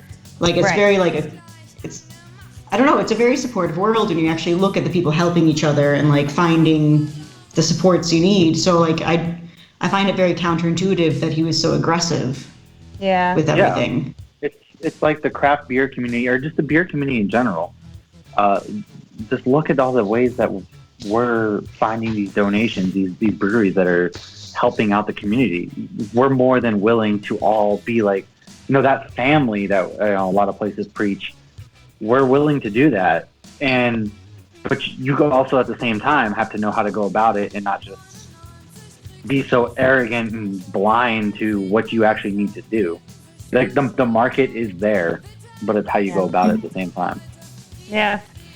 Yeah, I think that's it's a good wrap on the beer Jesus there. We'll bring it back down to me. Getting ready to crack another one. Last one for the show. Son of a Baptist. Coffee Stout. From Epic. Epic Oh, Brewing. they make good beer. Ooh. I I've love been- Epic. I think I've only got, yeah. I've been holding this one for a little bit. Epic Brewing Coffee Stout, Son of a Baptist. Man, I am ready for this one. This one's going to be tasty. So, let's take it down to Mash. We're going to take it over to Mash here in just a second. He's going to cover a little bit of hops news for us. Maybe he's ready to pop a new one for us. Let's take it over to Mash as I get ready to open this one. Mash, what do you have for hops news? Ooh, So, did you hear that one? That one's we going were to be tasty. That sounded really crisp and good. Yeah. If one might say it sounded epic. Yeah. Are we too early for dad jokes? Heyo. No, I'm still drinking the blind date. It is so I'm taking my time with this one. Another very, very good beer. But as we're talking about, Brewfest all getting canceled. The Great American Brewfest got pushed to October. What's going on? I was kind of digging more into this, and something that's great is you see the virtual tours happening, the curbside pickup. Well, a lot of these breweries are moving towards online virtual Brewfest. They have, for example, one of the first ones to get into it was the Oklahoma Craft Beer Summit of 2020. They realized, hey, our summit, our Brew Fest is going to get canceled, how can we still get our community involved? Because if you've ever been to Oklahoma, it's the middle of nowhere out there. It's the Great Plains. You know, they're really big on tight-knit communities. And so they kind of started it, and a lot of other places followed suit. Have Untapped Virtual Summit. They are doing June 13th to 14th. They're teaming with the Great Hill St. Adams Fund that we talked about last week, the Restaurant Strong Fund. They are raising 20% of their proceeds go directly to that fund, which is really great to see. And then you have California relaxing laws as far as sending beers. So what a lot of these online virtual summits are doing is you're going to pay a certain price, whether it be $80 like the Untapped or $15. A lot of them offer the chance to pay more to get into their online virtual brewfest. They'll send you a box of 11 to 12 different craft beers. You just join on their platform, and it's just like we're doing now. We're drinking beers, we're discussing. You just do it like you're at an actual brewfest. You crack open the beer, you discuss it, talk about it. Or if you didn't even want to or missed out on the chance to get that beer sent to you, $15, you can get involved in the craft beer summit still, any of them online virtual brew summit. That gets you into the summit, the brew fest, and you can still crack open whatever beer you want and talk beer with people from not just the States, but anyone from around the world can go ahead and pay their way to go into these brew fests from anywhere, your own home, the most safest way to do it from your own home, and talk beer with people from around the world. So I think it's really great to see.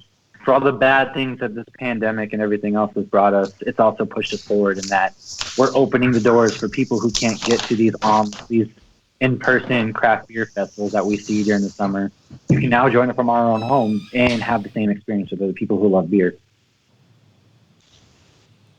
Awesome. That is Hops News segment from MASH in Idaho. MASH, we appreciate your input there. We're going to go to Hoppy here in just a second. Check in. I heard a lot of cans popping. I'm hoping. I did too. Hoping Hoppy's got a new one. Hoppy, there you are. Did you pop open a new one? I did not. I just poured the rest of the 11%er in here, though. So I got to slow my roll on this. Yeah, you broke open 11% pretty quickly. I'm pretty impressed with that. But it's called Sunday morning no stout. How could I not? I mean, it was just perfect. So what's your take on it? Since we're with you, tell us what you think. About doing, I mean, I think it's sad in the regard to where, beer fests are supposed to be, as much as I love trying all the different beer at beer fests, one of the things I love more is meeting all the people face to face and talking to everybody and there's been many people, after a couple beers at a beer fest, I'll go up to people and be like, hey, I follow you on Instagram. How are you? And, that's one of my favorite things about beer fests. I've met many people that then after the fact, we will go back and forth on Instagram and whatnot, and even meet up and do beer trades and stuff. So as much as I love trying beer at beer fests, it's almost more fun meeting the people. I mean, as far as what's going on, I think they're making the best of a bad situation. But the thing that makes craft beer the best are the people. So that's what's really, kind of missing. So. But, we're doing this here. I'd much rather be sitting at a brewery right now with you three and Lucky, but we're also really far away from each other.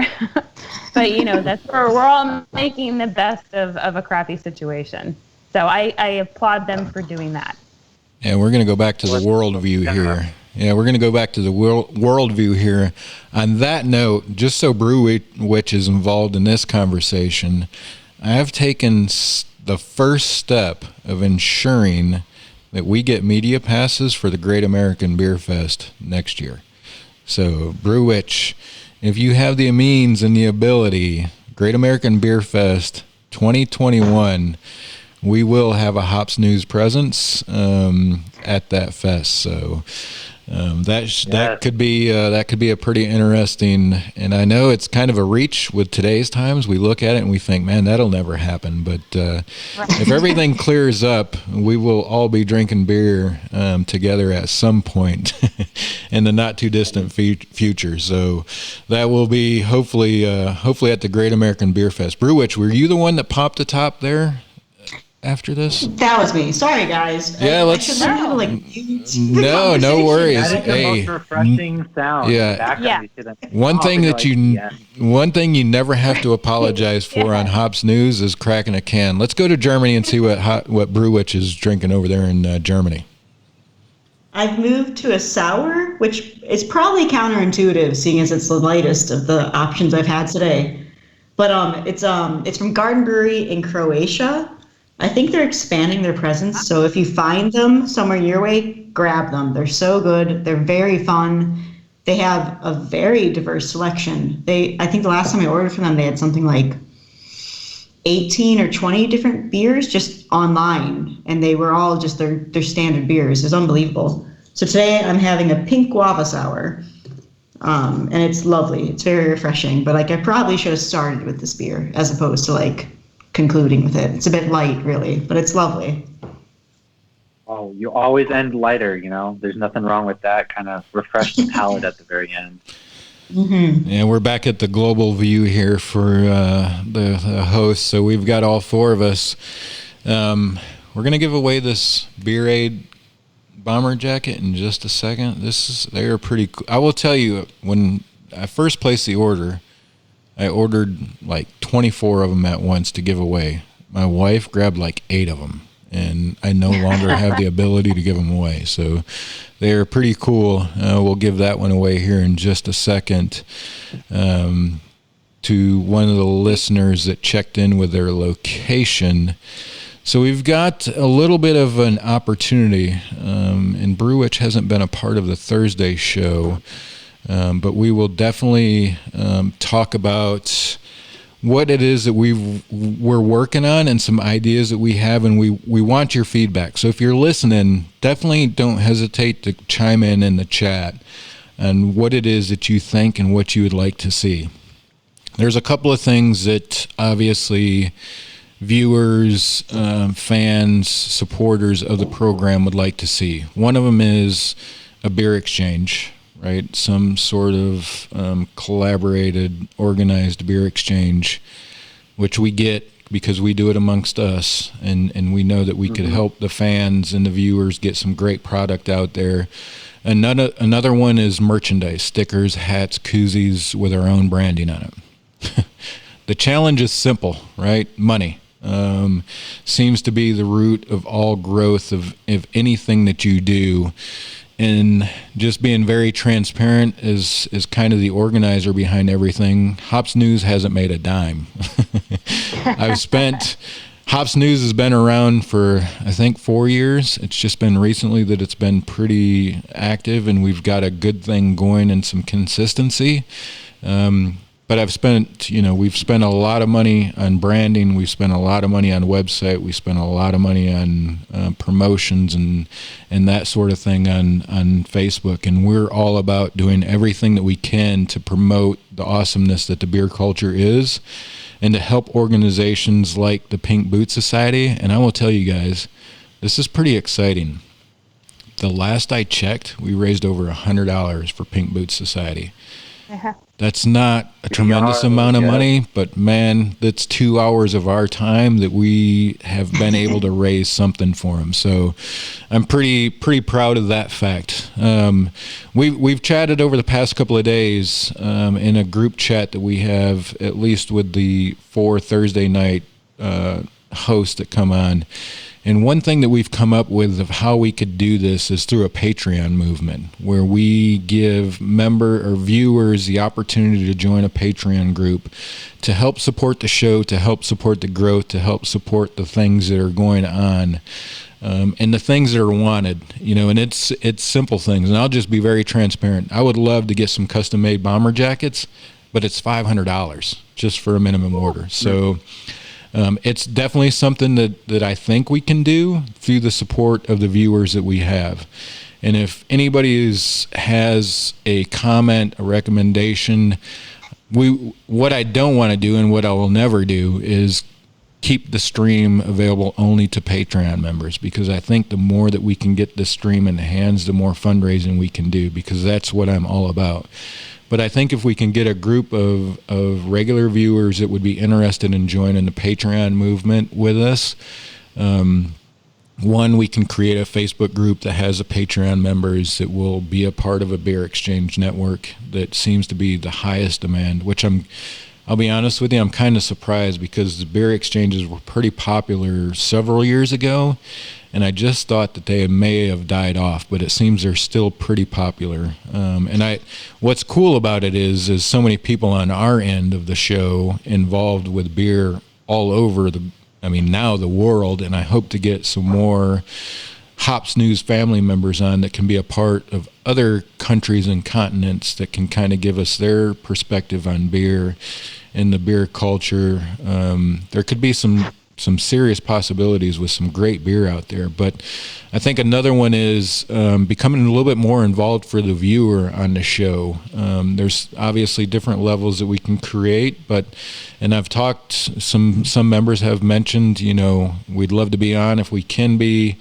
There are some challenges with that on our end, obviously. The simple fact that the streaming software that we use to put this show together is not free is another consideration. So let me know, feel free to chime in the chat if you think that a Patreon movement is too much at this point or if we are asking too much, but I think that that's the best way for us to kind of move forward and give the content and the merchandise that we're already being asked for. But I think that I think it would be good, and I think that we could get some of the demands that are out there sooner rather than later. Obviously, growth, we can go into a gradual slope like a lot of people do, but we can ramp it up a little bit by getting some dedicated viewers on your end to help us get to that point.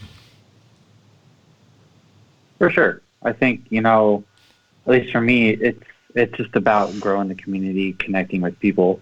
The only way to do that, we got to grow, whether you just share it. You don't even have to be a part of a Patreon necessarily. Just share it, put us out there. It helps us grow, helps us provide better content for you. If you enjoy every Thursday and then once in a while on Sundays coming in, just listen to a few people just from around the world shoot the shit about beer and what's going on.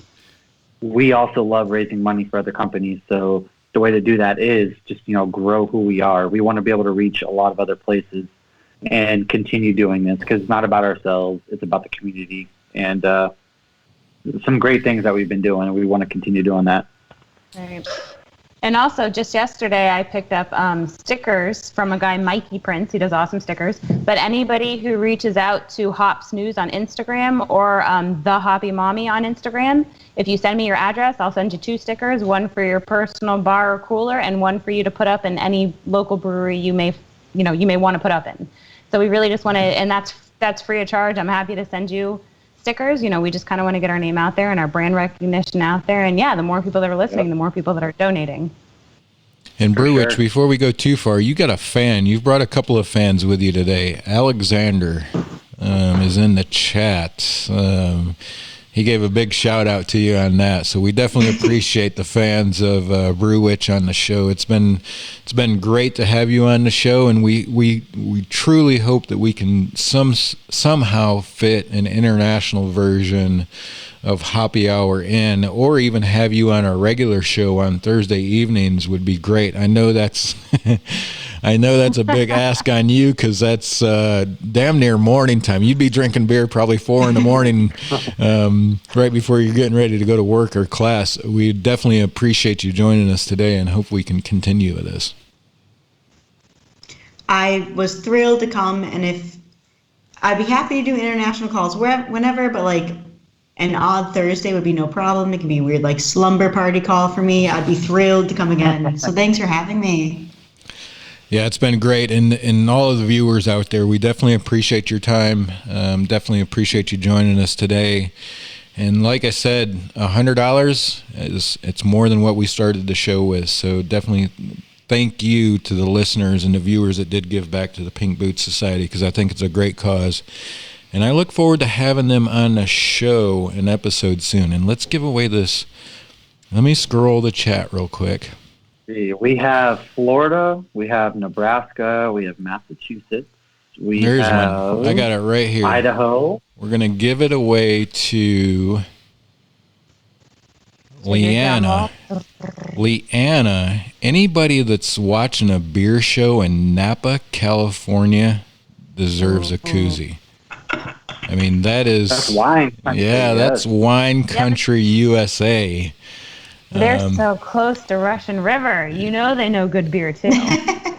Well, she is definitely worthy of the koozie today. So, Elena, definitely make sure that one of us gets your mailing address, and we'll get you the bomber jacket for the episode. We definitely appreciate you chiming in and viewing from Napa, California. Hey, guys, it's been fun. Appreciate everybody's time, and nothing like having a little buzz before noon on a Sunday morning.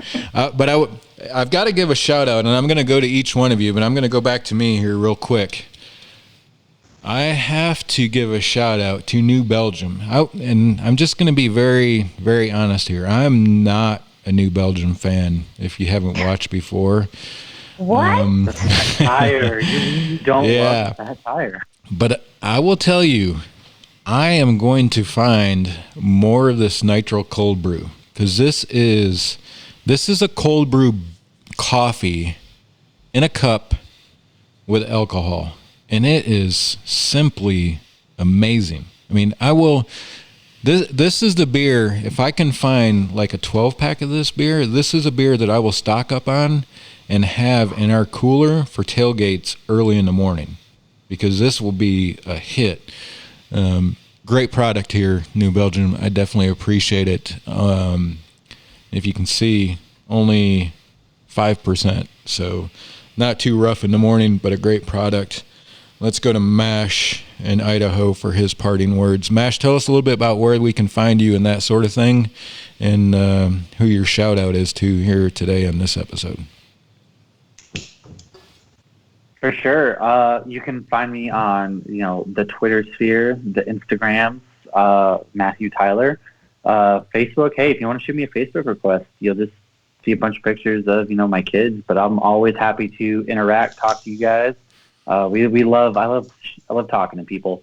Shout out to my friends, Jeff, Robbie, and, Matt. They are been pretty consistently on here.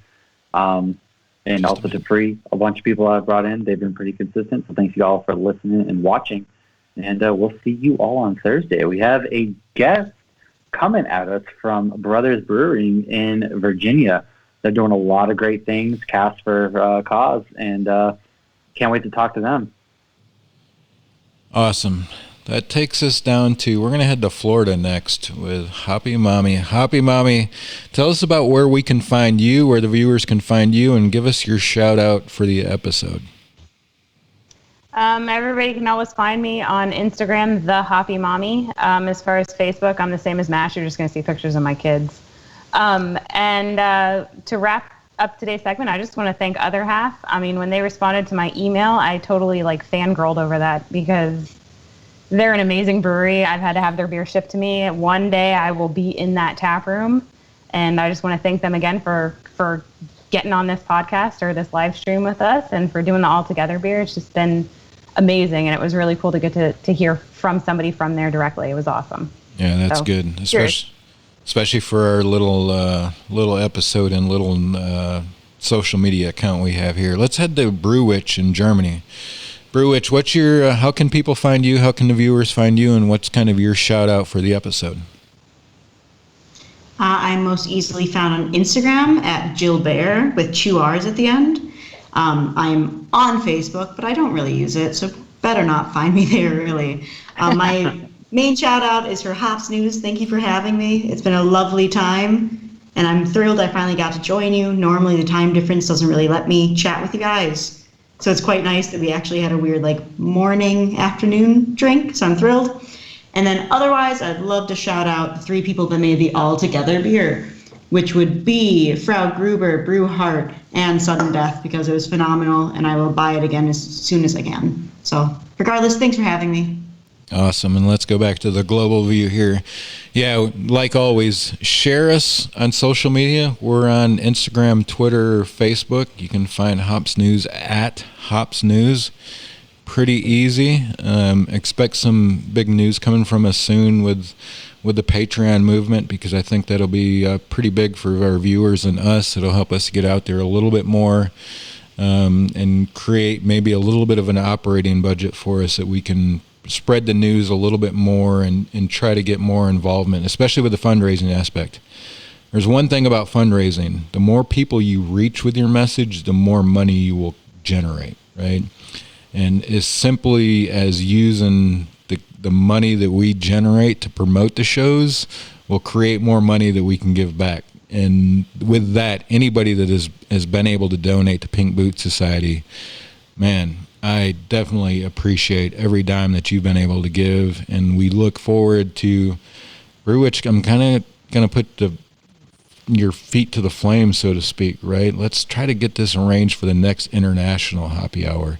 Maybe in a few weeks. I'm not sure how often we can do this, but if we can get this lined up where we do a Pink Boot Society International Hoppy Hour, man, that would be great.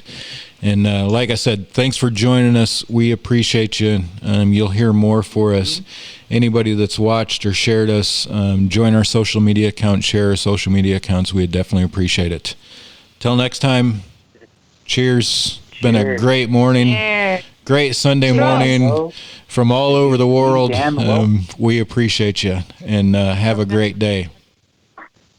Yes. Prost. Skull. I don't know any other things in the international languages. Thanks, guys. We'll chat here just a second offline. Thank you.